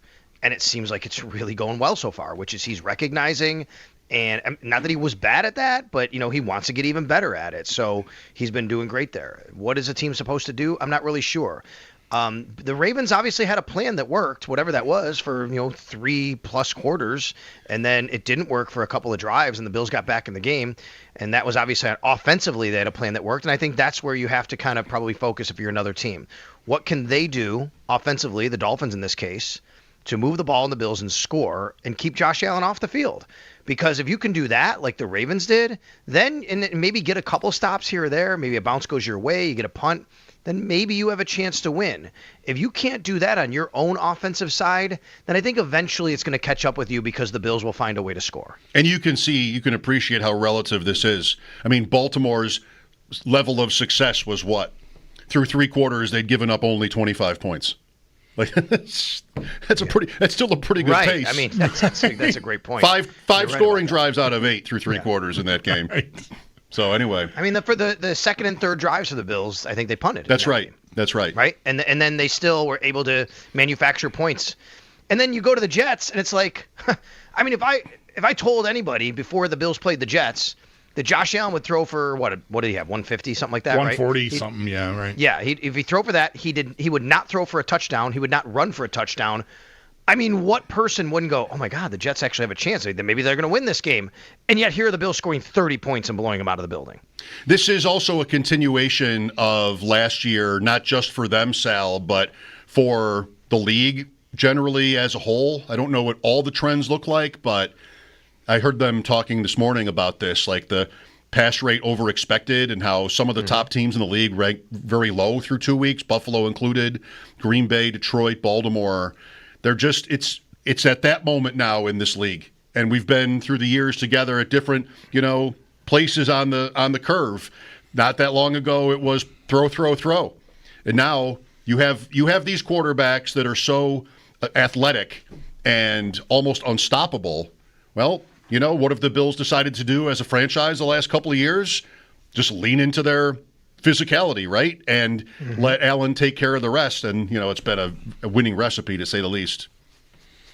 For sure. And, when I think about what you said, what's going to stop them, look at the schedule.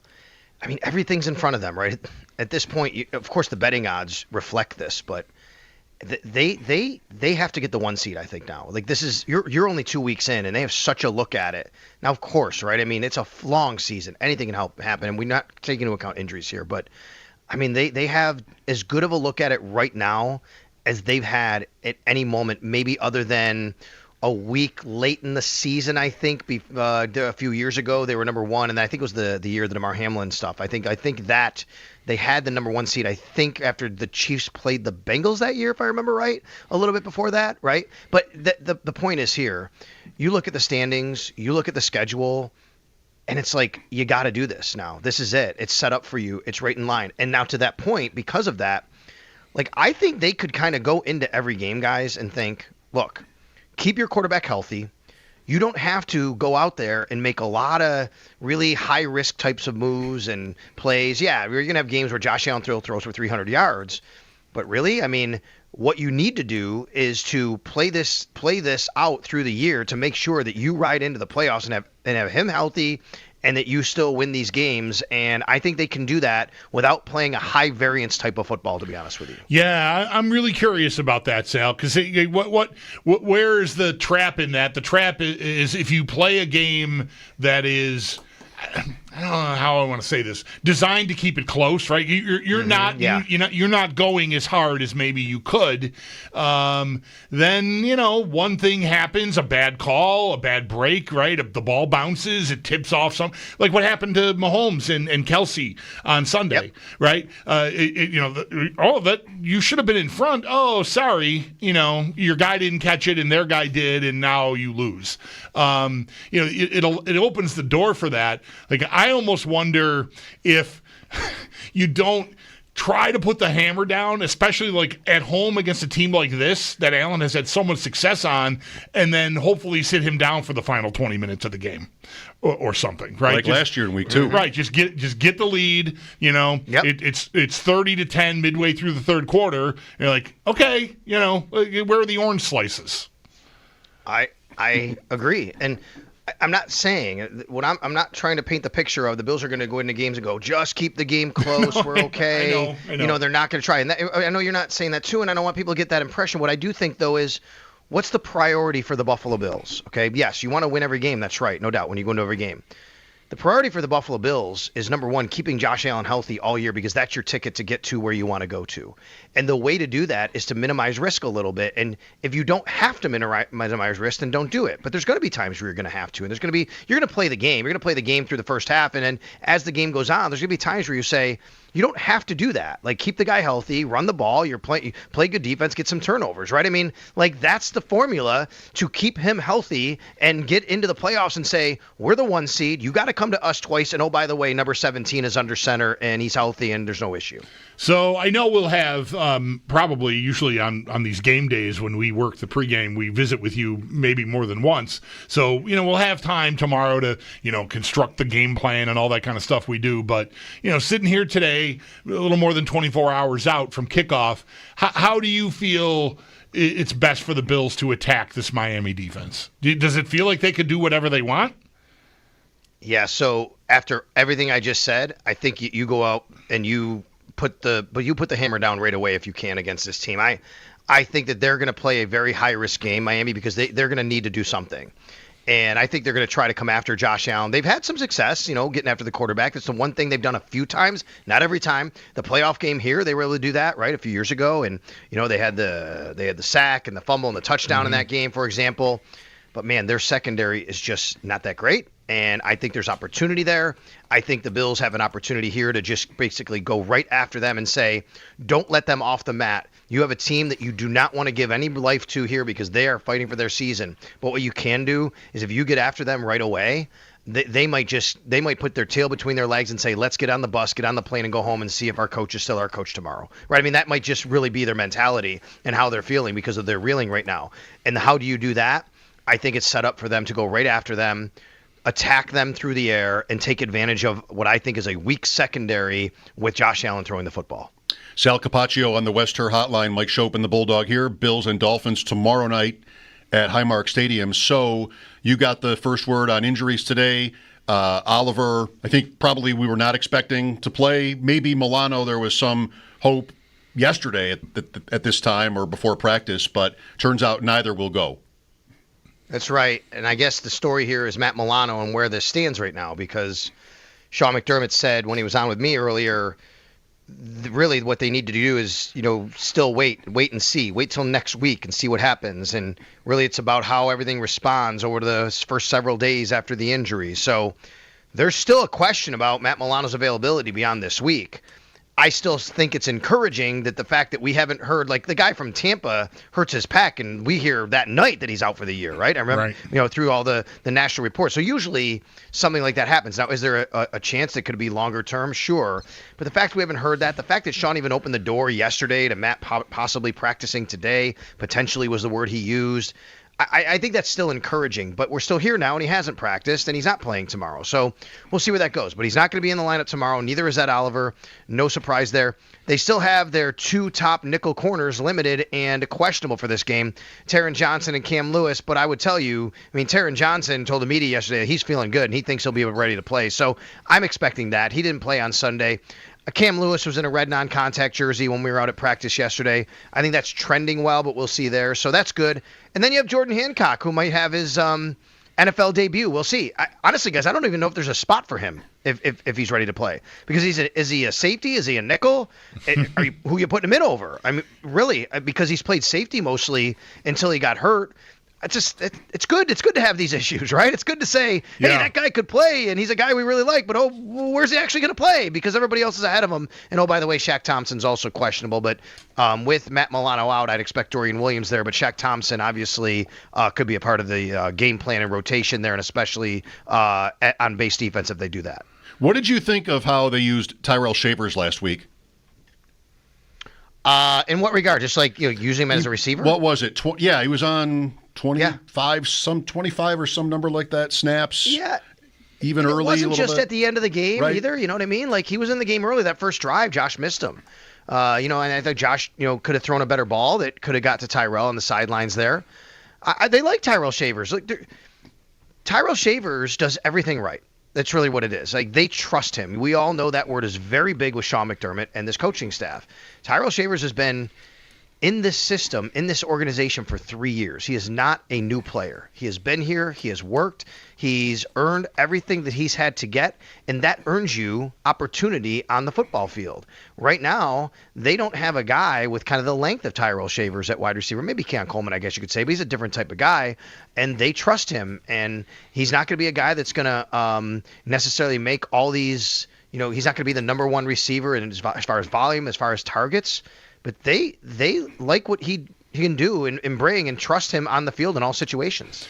I could be mistaken about this, but I think he was on the field right at the start, if not the first play of the Baltimore game on offense, the first series.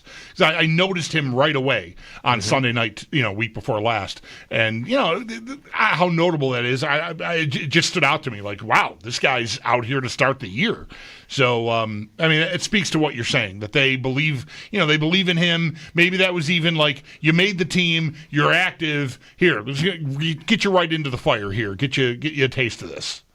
Yeah, for sure. I'm looking right now. Snap counts that night, 20%. He was on the field for 20%. He was 17 of 85. Now, that doesn't sound like a lot, but to me, I agree with you, Bulldog. I think that when you have a sixth wide receiver that makes the team, you're a close game. Do you really expect him to come out of the game at 20% of the snaps? No, but he did.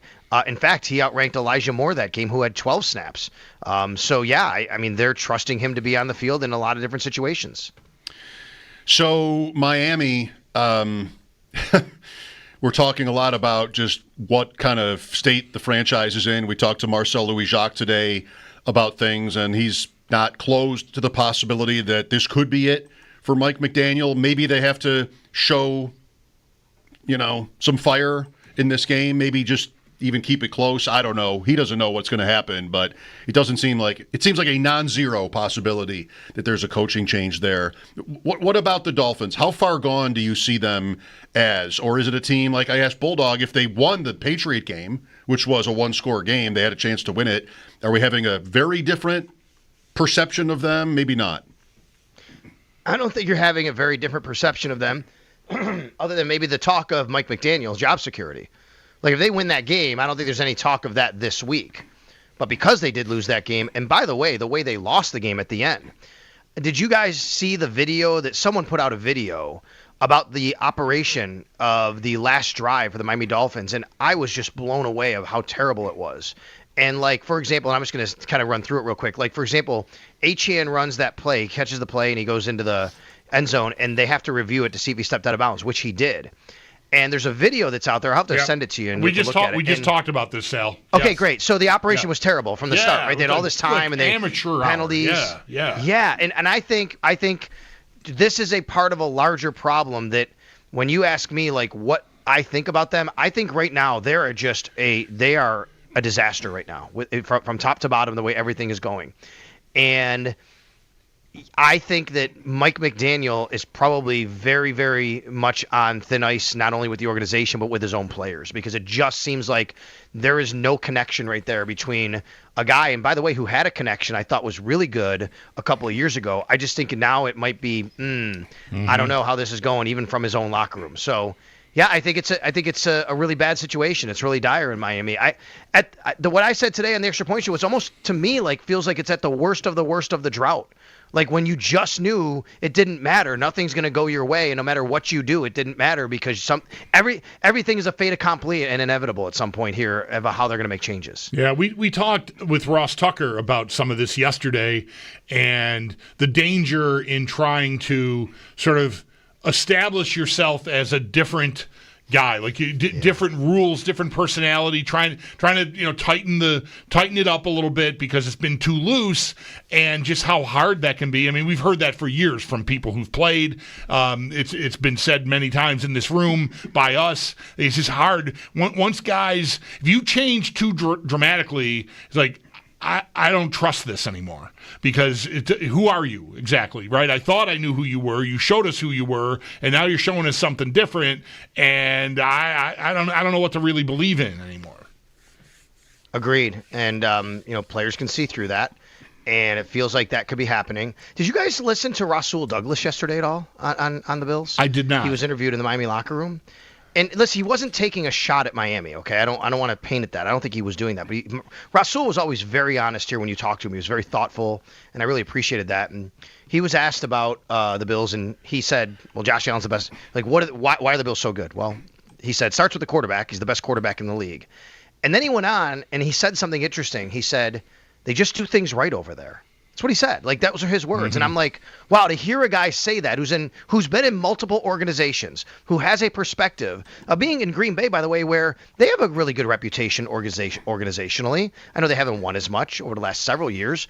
And then now in Miami. And Rasul Douglas said, they just do things right over there. I just think that spoke volumes to what you're talking about right there, which is that's not a shot at his own organization, but that just takes a certain level of that respect to think about that when you are in that place. And if you go from Buffalo to Miami and you're Rasul Douglas, you think about maybe that is creeping in, like, wow, it's really not the same here. And what have I got here with this coach and this organization? You're right about Green Bay, but that is like years of Rodgers, and there was plenty of dysfunction there too. So yeah, that's right. Yep. He would have been around for that. We've already covered it, and time's almost up anyway, but I think you'll want this if you haven't seen it. On Sunday after the game, I was sort of fixated on how easy it was coming for James Cook, like yards down the field before being touched. The Bills are third in the league through 2 weeks. Yards before contact. Jacob Gibbs put the chart out, and he removed 20-yard gains, so it doesn't, slant this unnecessarily. 1.64 yards before contact. Two other teams are interesting here. One is that number one is the Bears, who look kind of bad, but they're getting push at the line of scrimmage, but Swift, I guess, isn't doing anything with it. And 31st out of 32, one of three teams with a negative yards before contact, Baltimore. Wow. I have not gone back and watched the Browns-Ravens game at all. I wanted to do that this week. I just haven't had an opportunity. I have no idea what the Browns did to stop Derrick Henry, but he did nothing in that game statistically. Yeah, and if you take out 20-yard runs, there's a few in the Baltimore game you'd take out. The Bills game, I mean. So maybe if you made that 35 yards or something, Baltimore wouldn't rank 31st in the league. Okay. Yeah, Henry had a nothing day. Thank you, Sal. We'll see you tomorrow. See you tomorrow, guys. All right, Sal Capaccio on the Western Hotline. His appearances are brought to you by New York's only outlet liquor. When you need to stock up, it's the place to buy a case. What's your outlet? Lines are open, 803-0550. We had an interesting run of calls last hour. Yeah, I wish the Dolphins were better. This is boring, was kind of the theme. And the game hasn't even happened yet. What's Friday going to sound like if it's 33-8?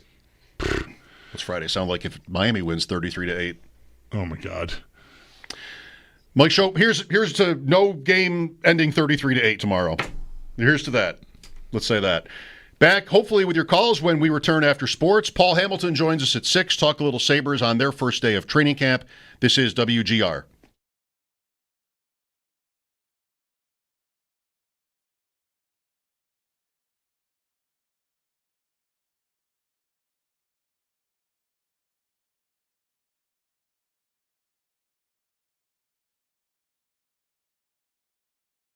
Folks, Bulldog here for the trusted roofing.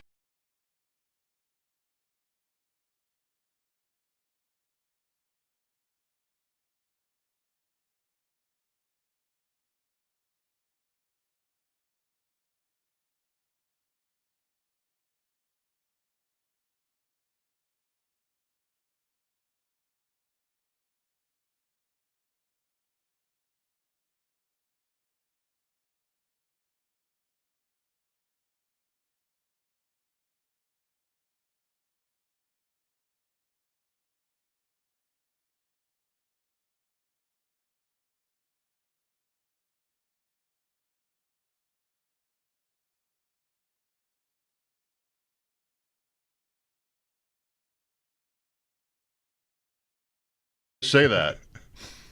But yesterday, Al Michaels was on our show, and he said how it's easier to remember things from 50 years ago than the last 5 or something like that, which I completely relate to. Mm-hmm. It's also making an excuse by saying I feel like that's everybody, but I don't know if that's everybody, but I'm definitely this, where when we were talking about how often the Dolphins have worn their aqua jerseys in Buffalo, I'm like, oh, well, let's see.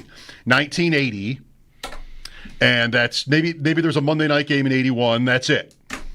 Listeners like 2021, 2014, and 2012. Don't forget to add those to the list.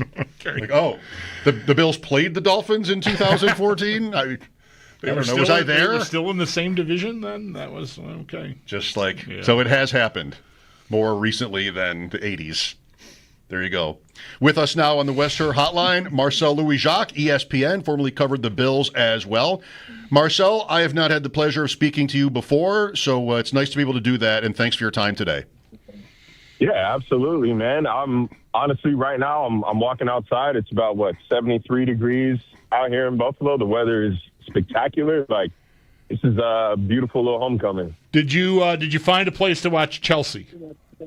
I did. I'm right outside of the Banshee Irish Pub. Yep. All right. Okay. Yep. This did not exist when I left here. I asked them actually. They said they opened in November of 21, and I left 3 months before that. Yeah, I saw you. Vindicated. I saw you put the question out there on Twitter, and I saw the mentions, and the 2 places I would have told you to go were both mentioned. I thought you're probably good if you follow that advice.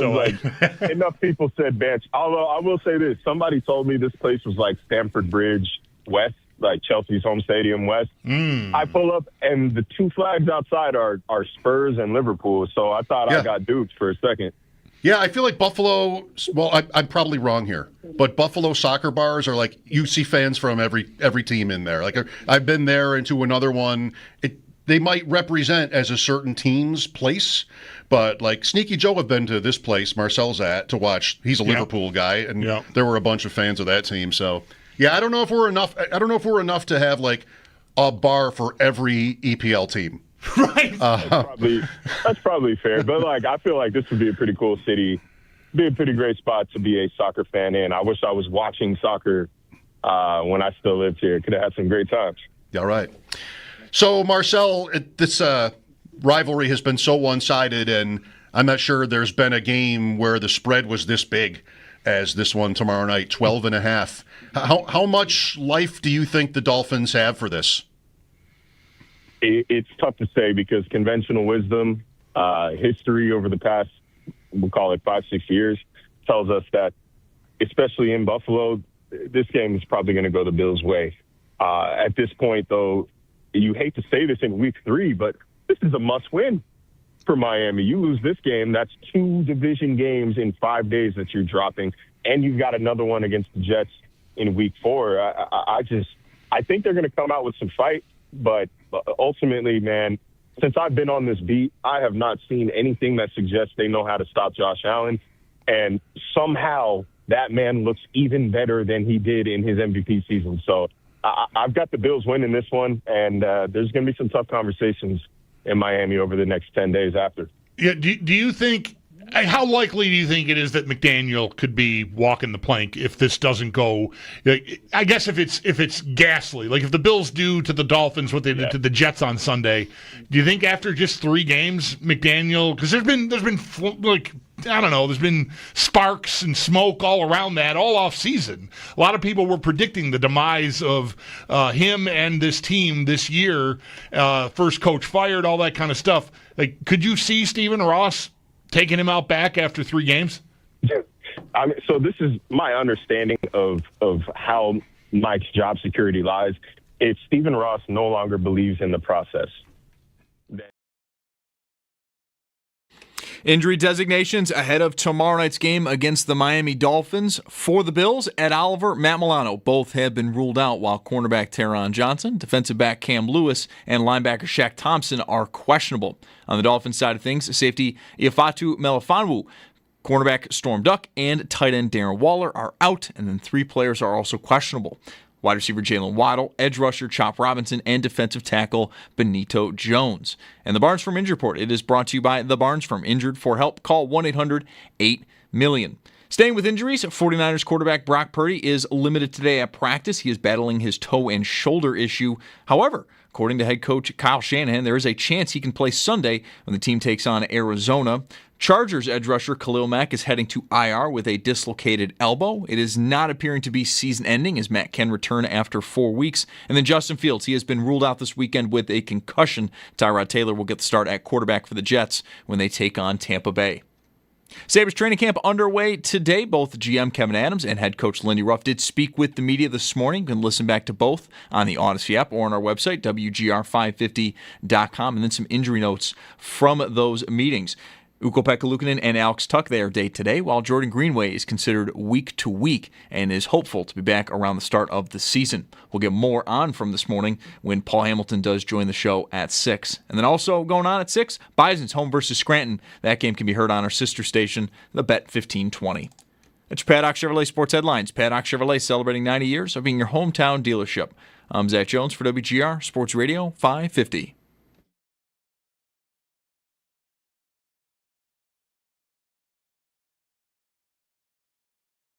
They got a good quarterback, and they do things the right way over there. Like being in that building, they do things the right way. They got a system of how they run things and how they do things, and everybody just follows it.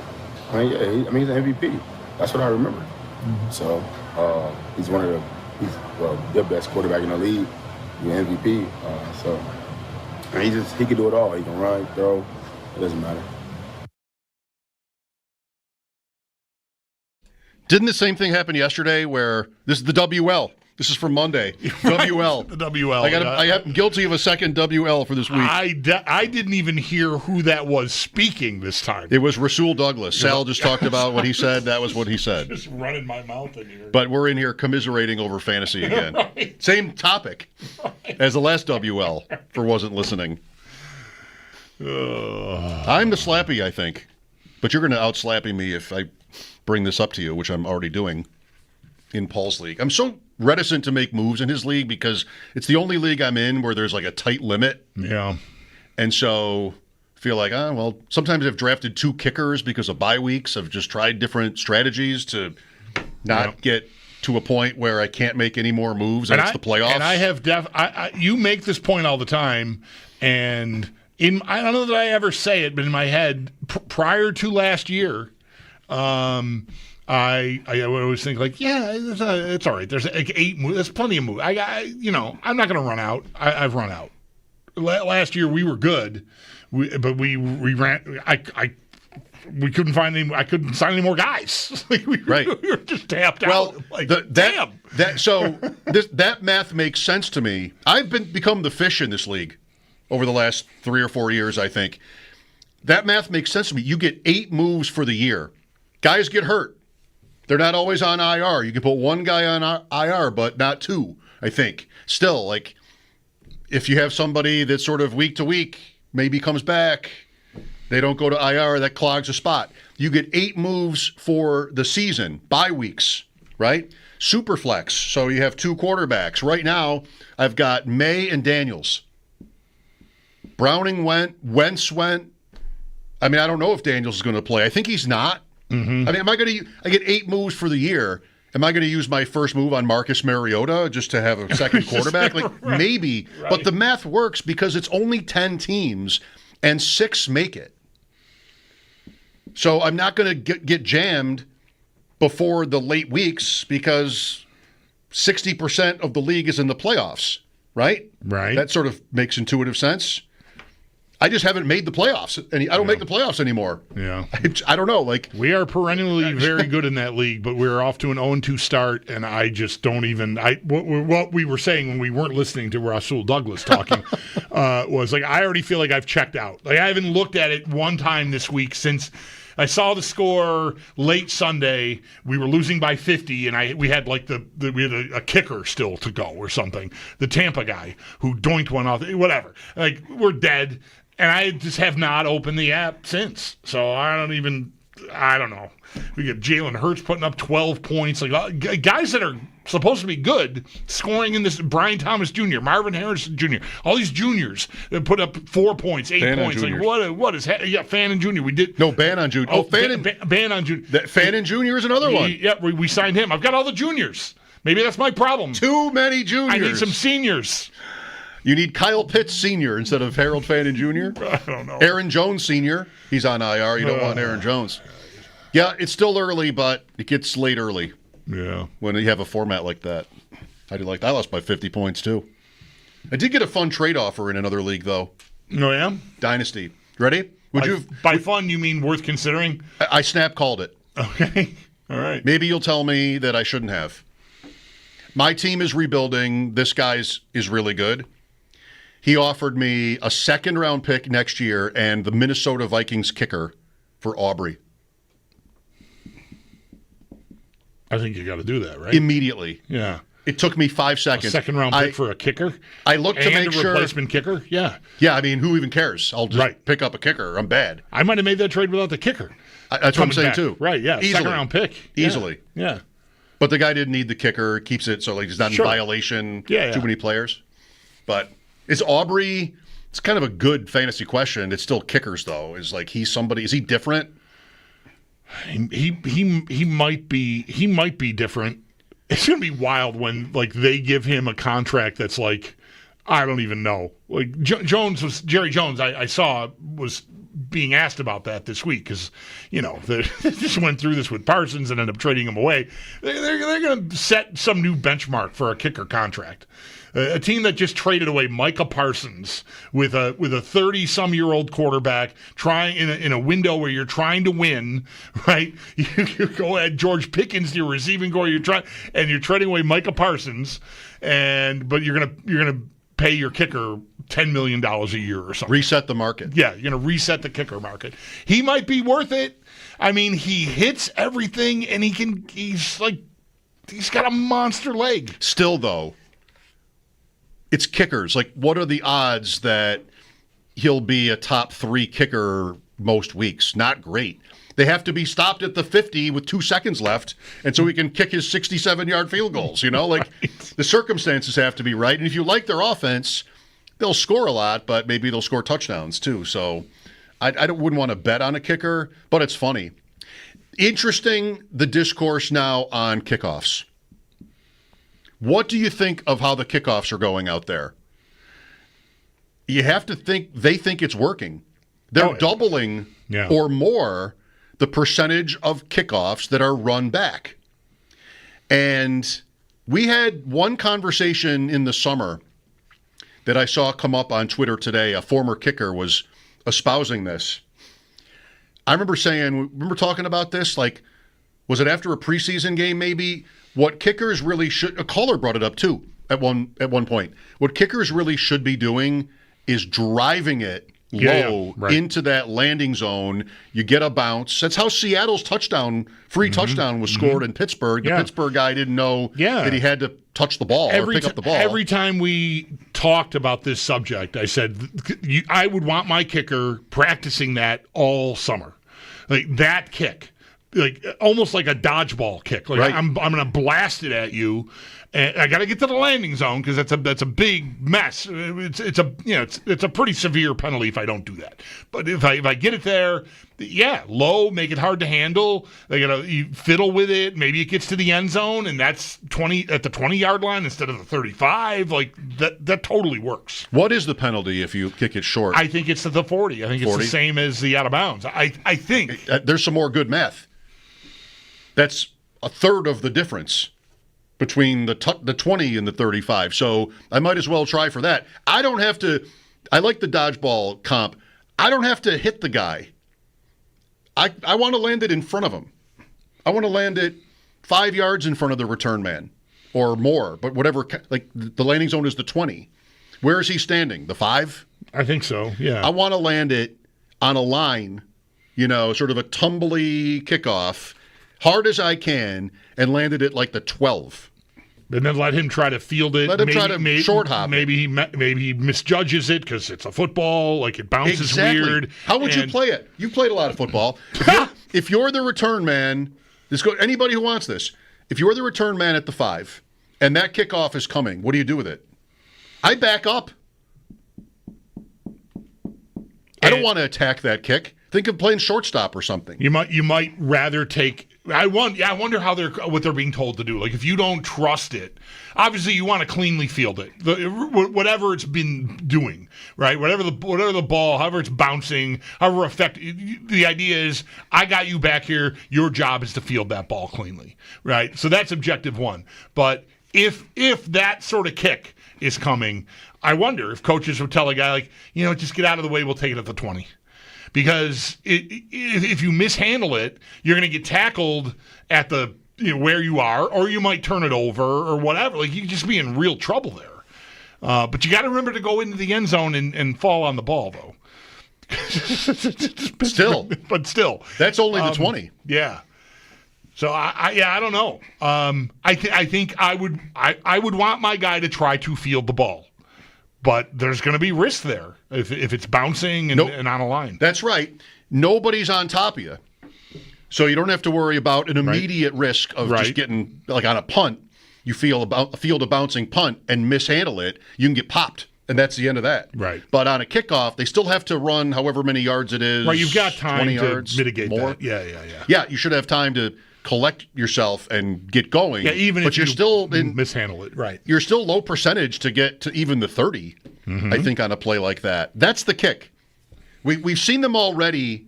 Kind of everybody has figured out. Just drop one in the bucket in the corner. Prater has kicked almost every kickoff into a corner at about the 3-yard line. They're getting fielded. This is what Belichick's teams always wanted to do when he was in New England. That's maybe this is what everybody wanted to do, but you'd watch games after games where guys would just blast it through the end zone because it's easy, and the starting yard line might be the 25 in those days, maybe, or even the 20. But he would want to put the pressure on the return team, put the ball in the corner, Gostkowski, right there. Catch it at your 2, and then let's see what happens in the corner. That's what's happening now. I think the other way is better. I just make it sound easy. I don't mean to make it sound easy that you could just execute this line drive kickoff, but these guys are pretty good. Aubrey, his field goals, he's kicking 65-yard field goals. They don't get that high. I mean, he should be. They all should be able to do it. If that's what coaches wanted, and maybe you know of a certain return man that you're playing against who's a little bit shaky, and put the pressure on him. Maybe when you're behind. I think most of the time you're just trying to avoid the run back, the big run back, right? And you'll take the 28. You'll just take sort of a conservative field. You don't need the 20, but you don't want the 40. So pin him back there. If I make you field it, you got to return it. Then there's always a chance you're going to take a penalty. You see plenty of that. So that's going to help me, too, if I'm the kicking team, right? I wonder, with all this initiative on, like, more kickoffs, this might be something that somebody probably will track it. I wonder if flags, if officials will throw fewer flags for fouls on kick returns than they have year over year, because they're trying to enhance the game by bringing this play back, and that is something that undoes the fun of those plays. I mean, almost any play now you're watching for some flag graphic on the screen to show up, especially the kick returns. I mean, before they even had a graphic that showed it, you'd be waiting for the announcer to say no flags as the guy's running the last 15 yards of a long return. When was I should start listening for it. I'm not exactly doing this, but I feel like I would notice it when I heard it automatically. When have you last heard an announcer point out how many flags there have been in a game? Or like how one team they're killing themselves with penalties. I'm sure it's happened, but I don't think accuracy is the number one priority. I think pace of play is. Mm-hmm. And that's to your point right there about kickoffs. So they're going to want to call those as tight if the whole mandate is to bring the kickoff return back? No. Right. Because then they'll ruin the kickoff return excitement that they're enjoying right now. You can't call all that. Just like it's offensive holding now. I'm really curious to see. I mean, it's early in the year, so we get like halfway in, and we got like a reasonable sample size. Are those fouls some percentage down from year over year? I'm going to be curious to find that information. I thought this with Al Michaels last Thursday night in Green Bay. There was a measurement in that game. I've mentioned this before, so sorry, but they just quickly moved forward. The line judges pointing one of those really close. Would have been hard to sort of know that naked eye, but they just shooed the Hawkeye like, let's just go. Right. Pace of play is number one. Accuracy is not. Mike Schopp and the Bulldog here. This is WGR.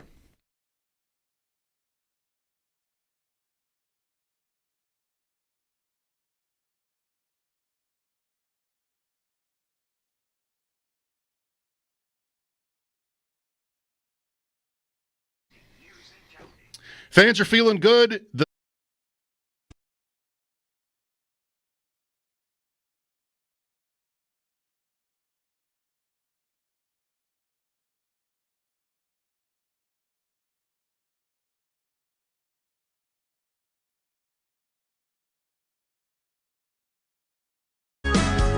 It's Mike.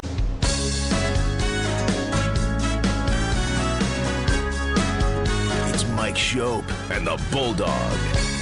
Uh-oh. Guess what day it is? Guess what day it is? Huh? Anybody? Monday, Tuesday, hump day is halfway. It's Mike Schopp. Mike. What day is it, Mike? And the Bulldog. Hey, guess what day it is? Oh, come on, I know you can hear me. It's Mike Schopp. And the Bulldog. Guess what today is? It's Hump Day. Woo-hoo! On WGR. Hump Day! Sports Radio 550.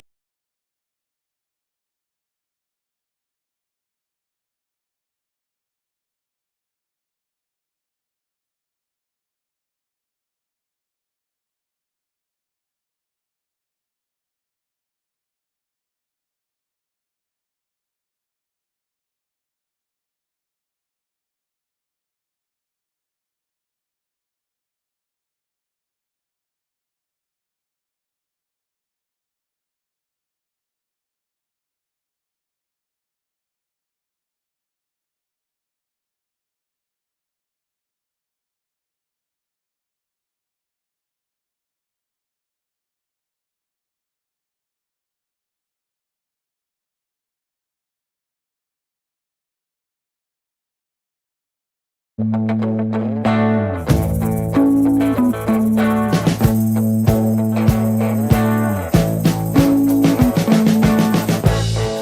been living in sin so long, all the feels are gone. Fella stopped me on the street last night, said everything's alright. Roller coaster, make it through the day alright. It seems your meal ticket is gone, but life goes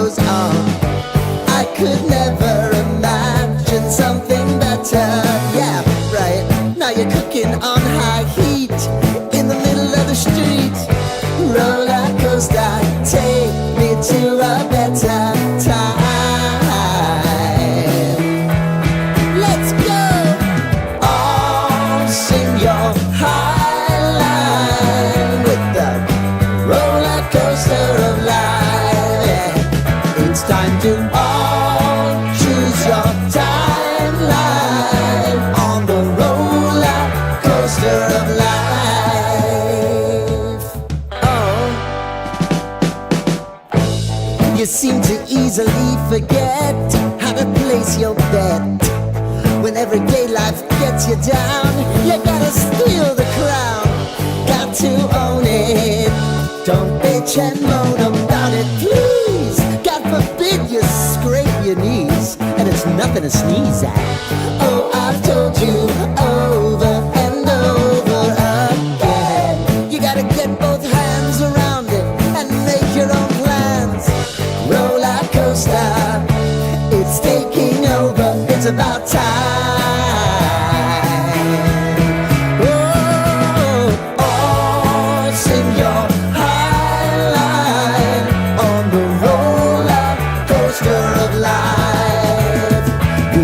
To all choose your timeline with the roller coaster of life.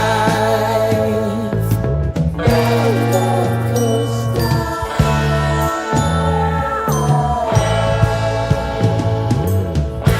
I want to go down the rabbit hole, down the rabbit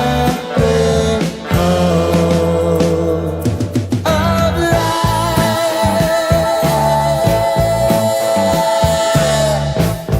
And now it's about to leave. Oh, roller coaster. Oh, roller coaster.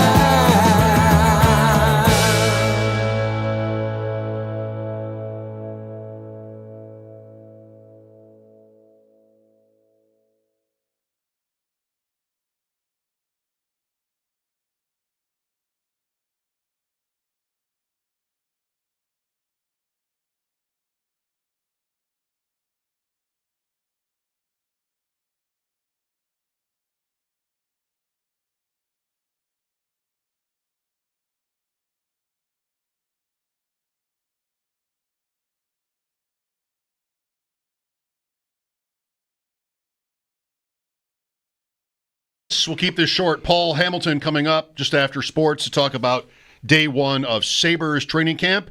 Some injury conversations being had already, excited to say. Mike Schopp and the Bulldog here. Bill's a 12.5-point favorite for the Dolphins tomorrow. We'll be out there all afternoon. Bison's last week of the season. Mm-hmm. They're home coming up here in just a few minutes. Home to Scranton. 59-82. The Bisons. The Blue Jays almost have the AL East now. They play tonight. It might rain in Tampa. They also play there tomorrow.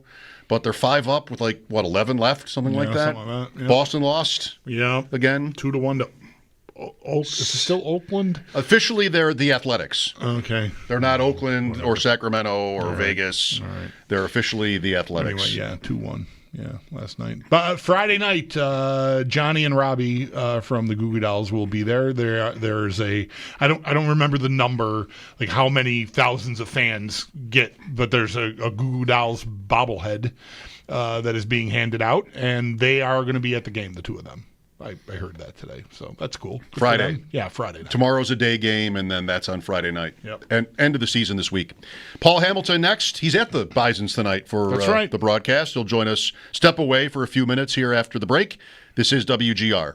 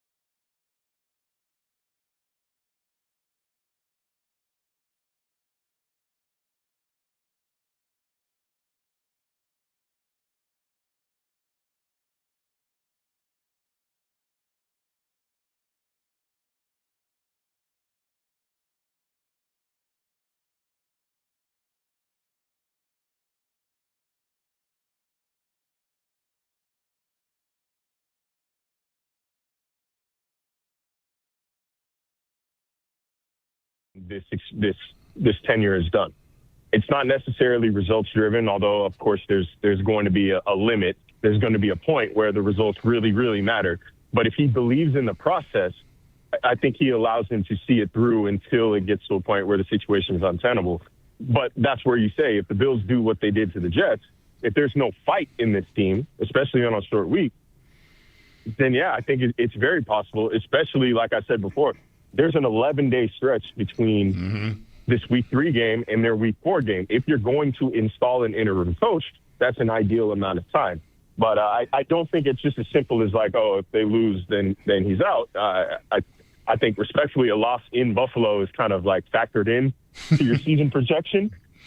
So like, if you come up here and fight and you still lose, like I don't think that's necessarily a coup de grace there. I don't think that's the death blow. But if they come out here and they're lifeless, they don't show fight, they quit, they're bickering on the sideline, then yeah, it is unfortunately possible. And I really do hate to say this. I have not in my career been in a situation where a coach is a legitimate candidate to be fired.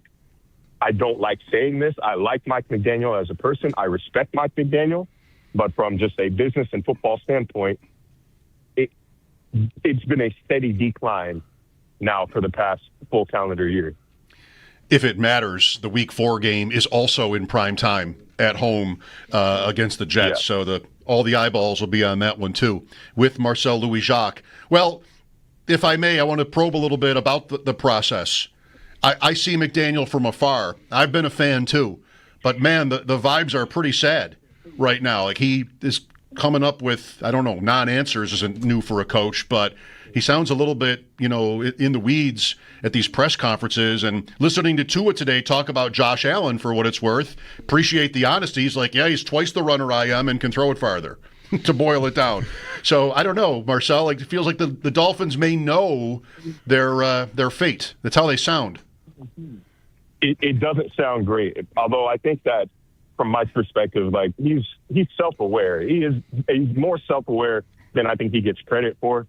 I think he knows that the sarcasm, the dry humor, the jokes, the disarming things that he does, during press conferences that are naturally, uncomfortable for him.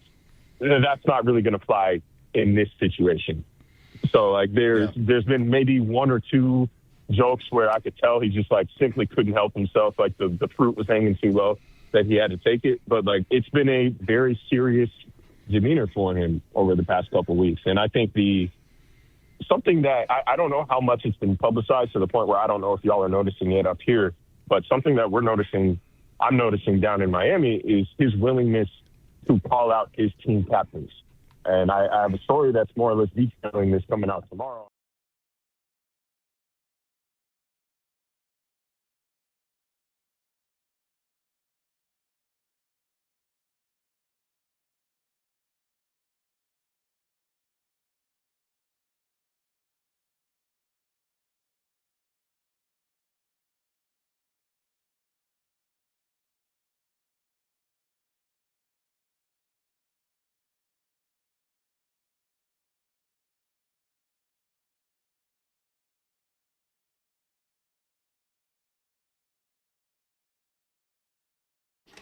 Injury designations for Bills and Dolphins ahead of Thursday Night Football. For the Bills, Ed Oliver and Matt Milano have both been ruled out, while cornerback Taron Johnson, defensive back Cam Lewis, and linebacker Shaq Thompson are questionable. On the Dolphins side of things, safety Efutu Mele-Funianu, cornerback Storm Duck, and tight end Darren Waller are out. 3 players, though, are also questionable for them. Wide receiver Jalen Waddle, edge rusher Chop Robinson, and defensive tackle Benito Jones. And the Barnes from Injury Report, it is brought to you by the Barnes from Injured. For help, call 1-800-8-MILLION. 49ers quarterback Brock Purdy was limited today at practice. He's battling, of course, that toe and shoulder injury. There is a chance, though, he can play Sunday versus Arizona. That, according to head coach Kyle Shanahan. And Justin Fields, he has been ruled out this weekend with a concussion. Tyrod Taylor's going to get the start for the Jets when they take on Tampa Bay. Sabres training camp got underway this morning. Both general manager Kevin Adams and head coach Lindy Ruff did speak with the media. You can listen back to both over on the Odyssey app or on our website, WGR550.com. But some injury notes from this morning. Ukko-Pekka Luukkonen and Alex Tuch are day-to-day. Jordan Greenway is considered week-to-week, though for Greenway, he is hopeful to be back around the start of the season. And we'll get more on this as Paul Hamilton will join the show next. And then starting up in just the next few minutes, Bisons at home versus Scranton. That game can be heard on our sister station, the Bet 1520. That's your Paddock Chevrolet Sports Update. Paddock Chevrolet celebrating 90 years of being your hometown dealership. I'm Zach Jones for WGR Sports Radio 550.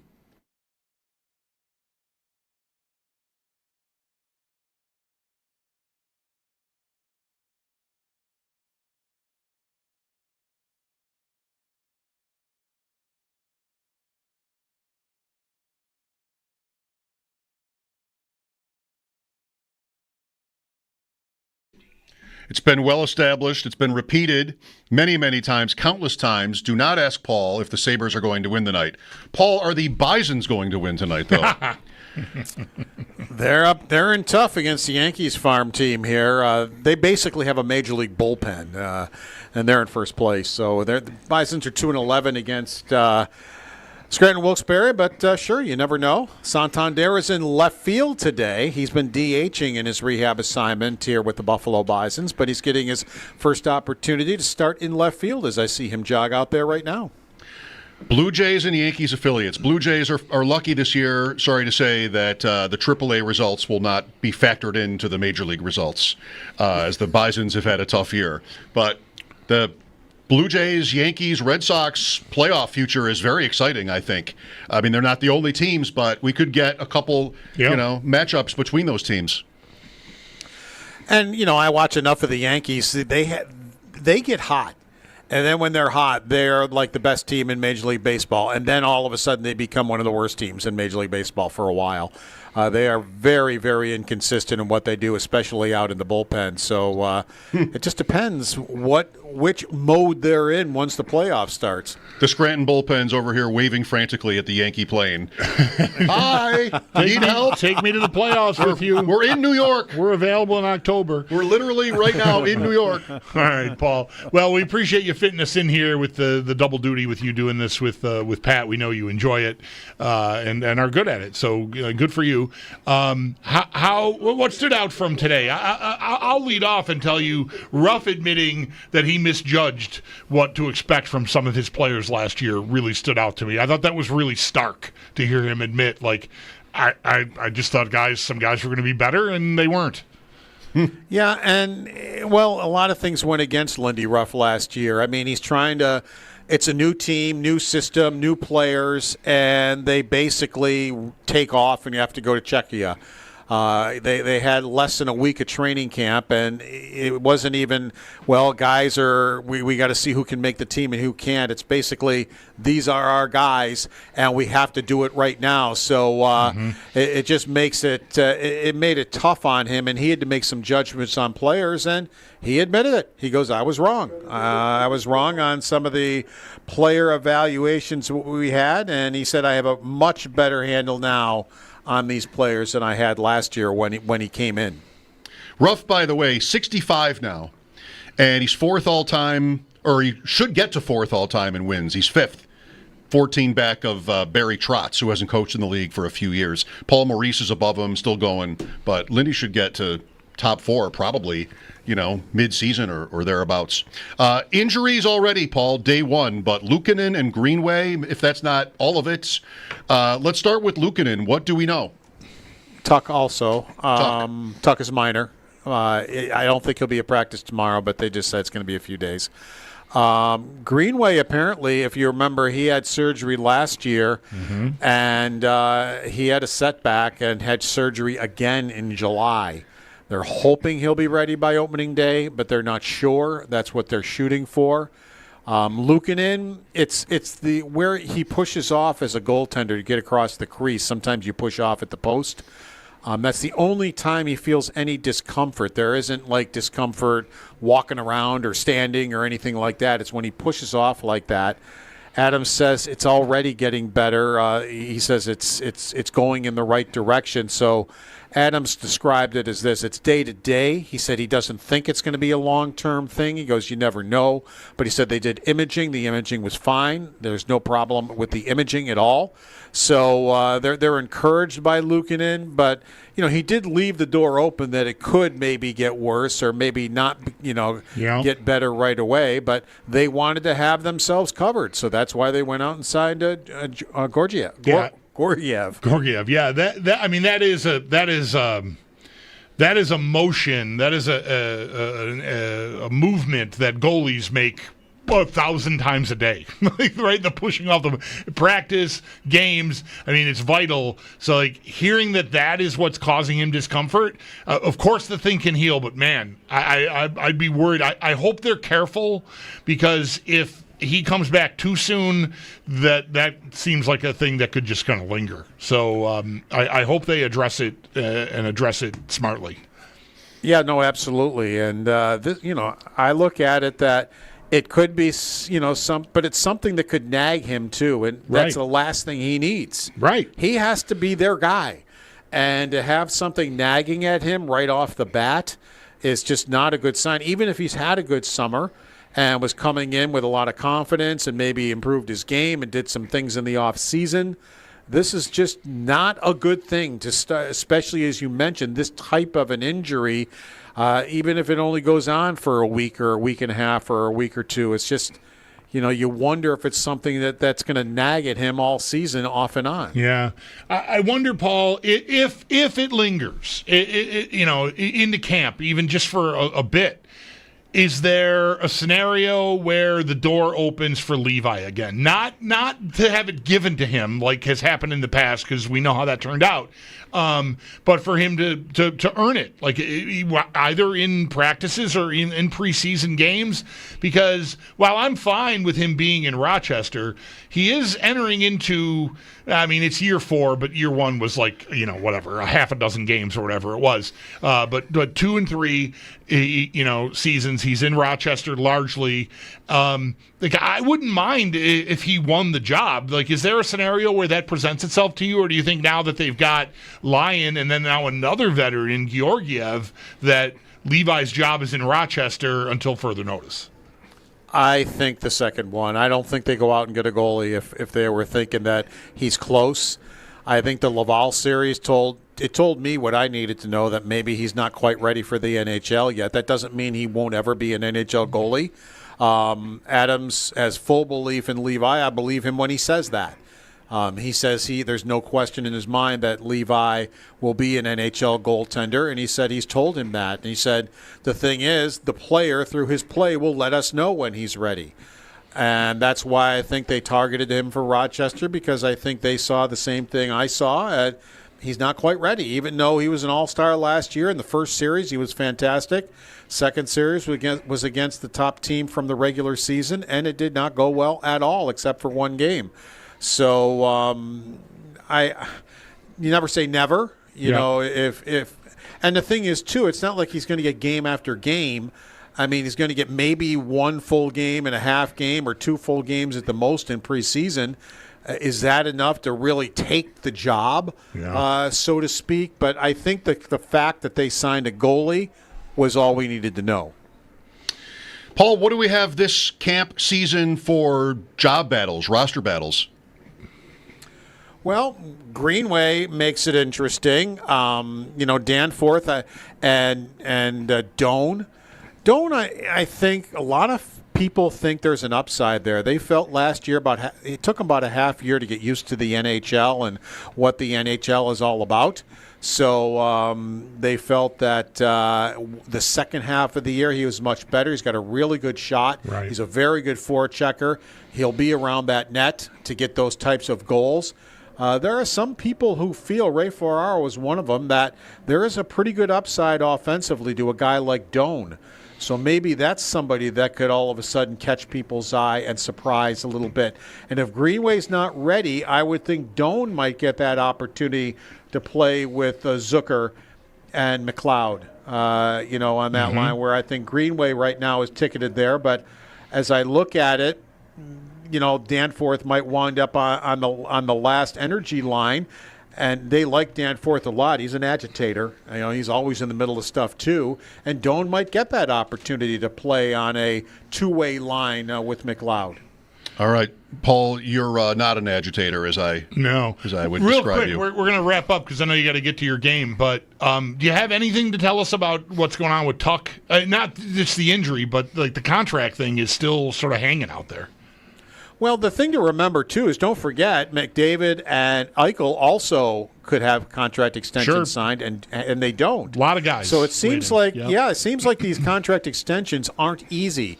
Again, Adams reiterated once again that Tuck wants to be here. He said they are continuing to talk. We'll continue to talk this week.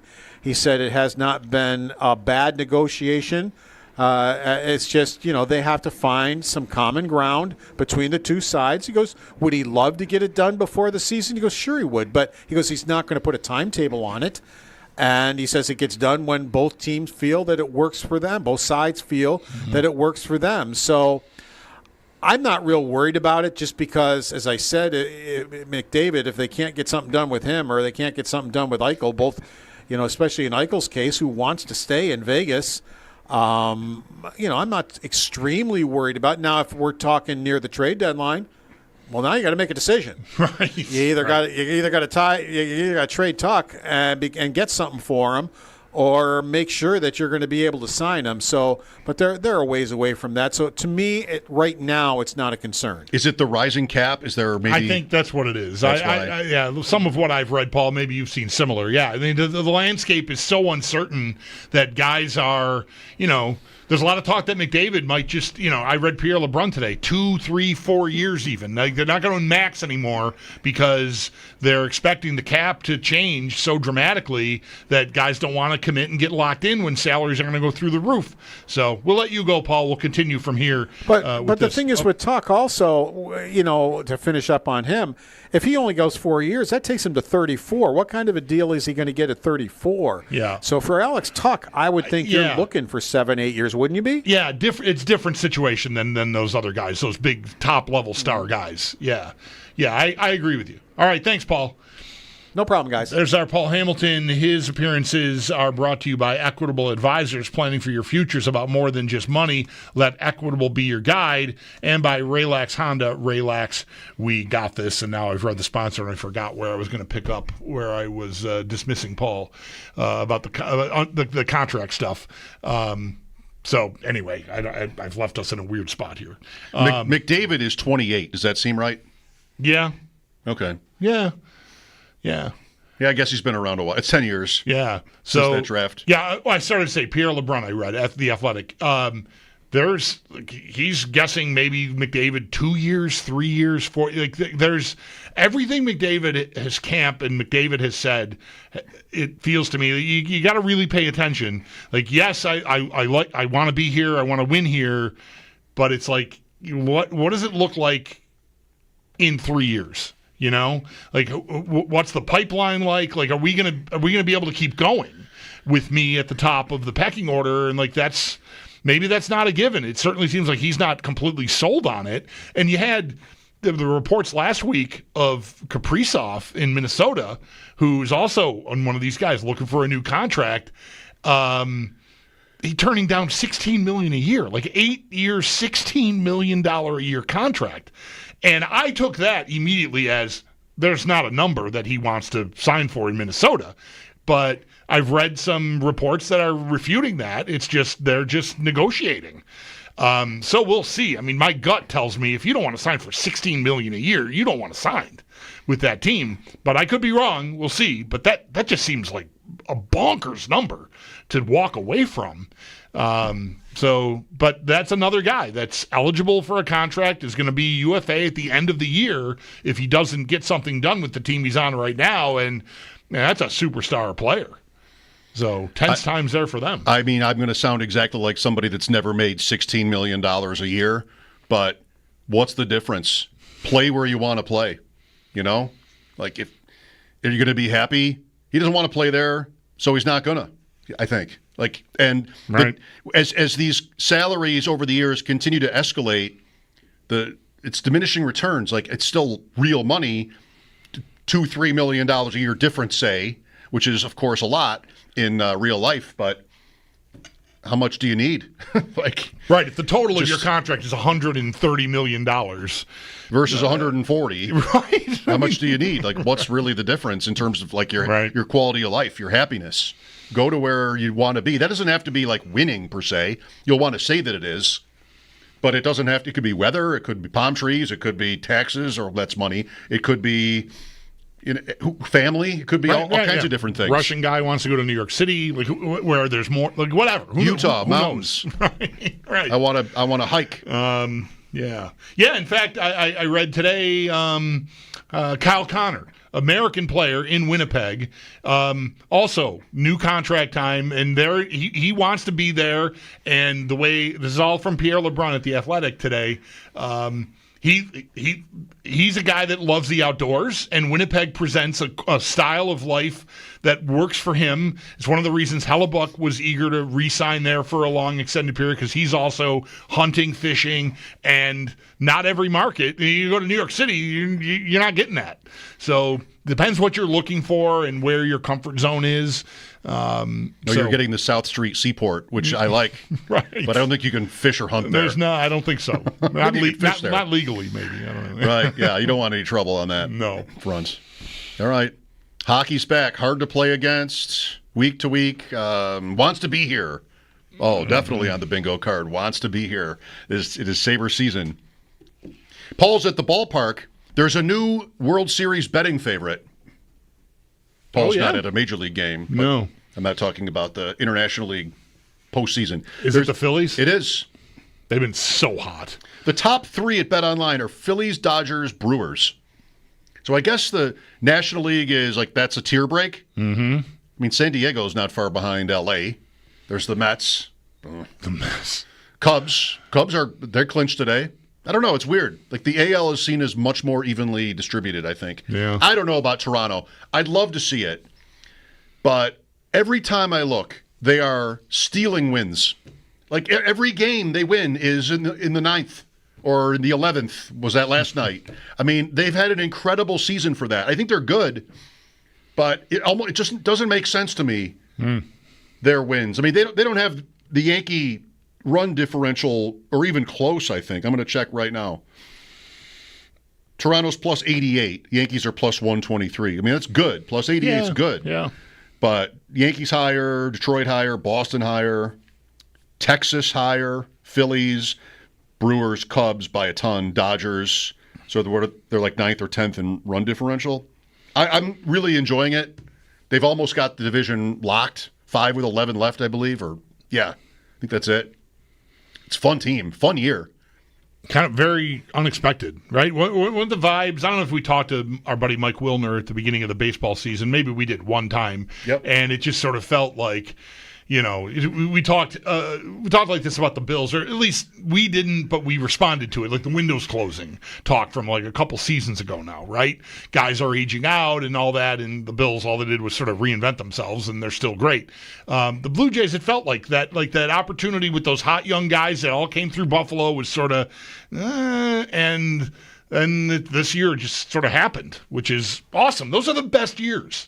Like, if you're, as a fan, sort of not expecting it to be a really fun ride, you're still going to go to the games, watch your games, and enjoy having a team, whatever, root for them, but your expectations are not very high, and all they do is, get in first place by July and just sit there all year.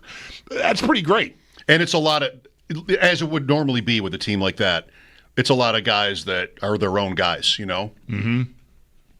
The Barger guy and Clement and Davis Schneider and a couple of the pitchers. Like, there's a lot of, Guerrero, but he's, $500 million now or whatever that was. But even he's homegrown. But he's only played for the Blue Jays. Like, they have a lot of that. Springer's year is maybe the biggest story. Like, he was on the decline, and now just monster season, George Springer. Well, maybe I'll catch them tonight. It might rain in Tampa. I know I've got one other job tonight, and that is making sure I keep my number of unread emails at exactly 1,000. Oh, so I'm at 1,000. What's this now? And if I don't really just sort of stay on that, That'll get away from me. And as soon as tomorrow, it'll be like 1,016. So 1,000 doesn't qualify as getting away from you? No, it might. That's fair. That's fair. But I do monitor my email constantly. Is there like the red number on your email icon on your phone or on your laptop that says 1,000? No, it's not red, but there's the number right there. I'm looking at it. 1,000. Yeah. It even has the comma. Those are red on my devices. Maybe it's an Apple thing. I don't know. Do you have it set for that's danger zone territory? 1,000. It would be. You could have Mike. I never have one unread email. Well, how do you live like that? I get email. I look at it. Do I need it? No. Trash. Do I need to keep this? Yes. Okay. Open it. Read it. Respond accordingly. I cannot. I can't have a number like that on my phone. Wouldn't you like a nice round number though? If you had to have one like this, no. I don't want to see 997. I got to go through my phone every few days and just make sure, like any of the apps that aren't on the main screen, like Expedia, say, or Ticketmaster, like, oh, there's a notification there. Let me get that out of there. What does that say? Oh, you forgot to review the blah, blah, blah, blah, blah hotel. And what? Yeah, no, I didn't forget. I'm not going to ever review the hotel that I stayed at. So get out of here. I want your reminder. There are only a couple of categories where most of these 1,000 emails would fall. I get a lot of email from recruiting operations. Sure. And sometimes they double up, and I'm not always diligent about It's time is spent opening and closing, or even deleting. Time is spent. I just went into my iPad now. There's a 1 on my email, the work email. Oh my God! And it's from Verbo. 6 idyllic island escapes. Trash. Goodbye. No unopened emails. That's it. How long did that take? I get a bunch of real estate ones. All right. Well, feel free to tell us which one of us is crazier. 1,000 emails exactly, or 0. I'm sure. I'm definitely obsessed with it. There's no question. It's not, but whatever. I make it work. Marcel Louis-Jacques covers the Dolphins for ESPN. He joined us earlier. That's next on WGR.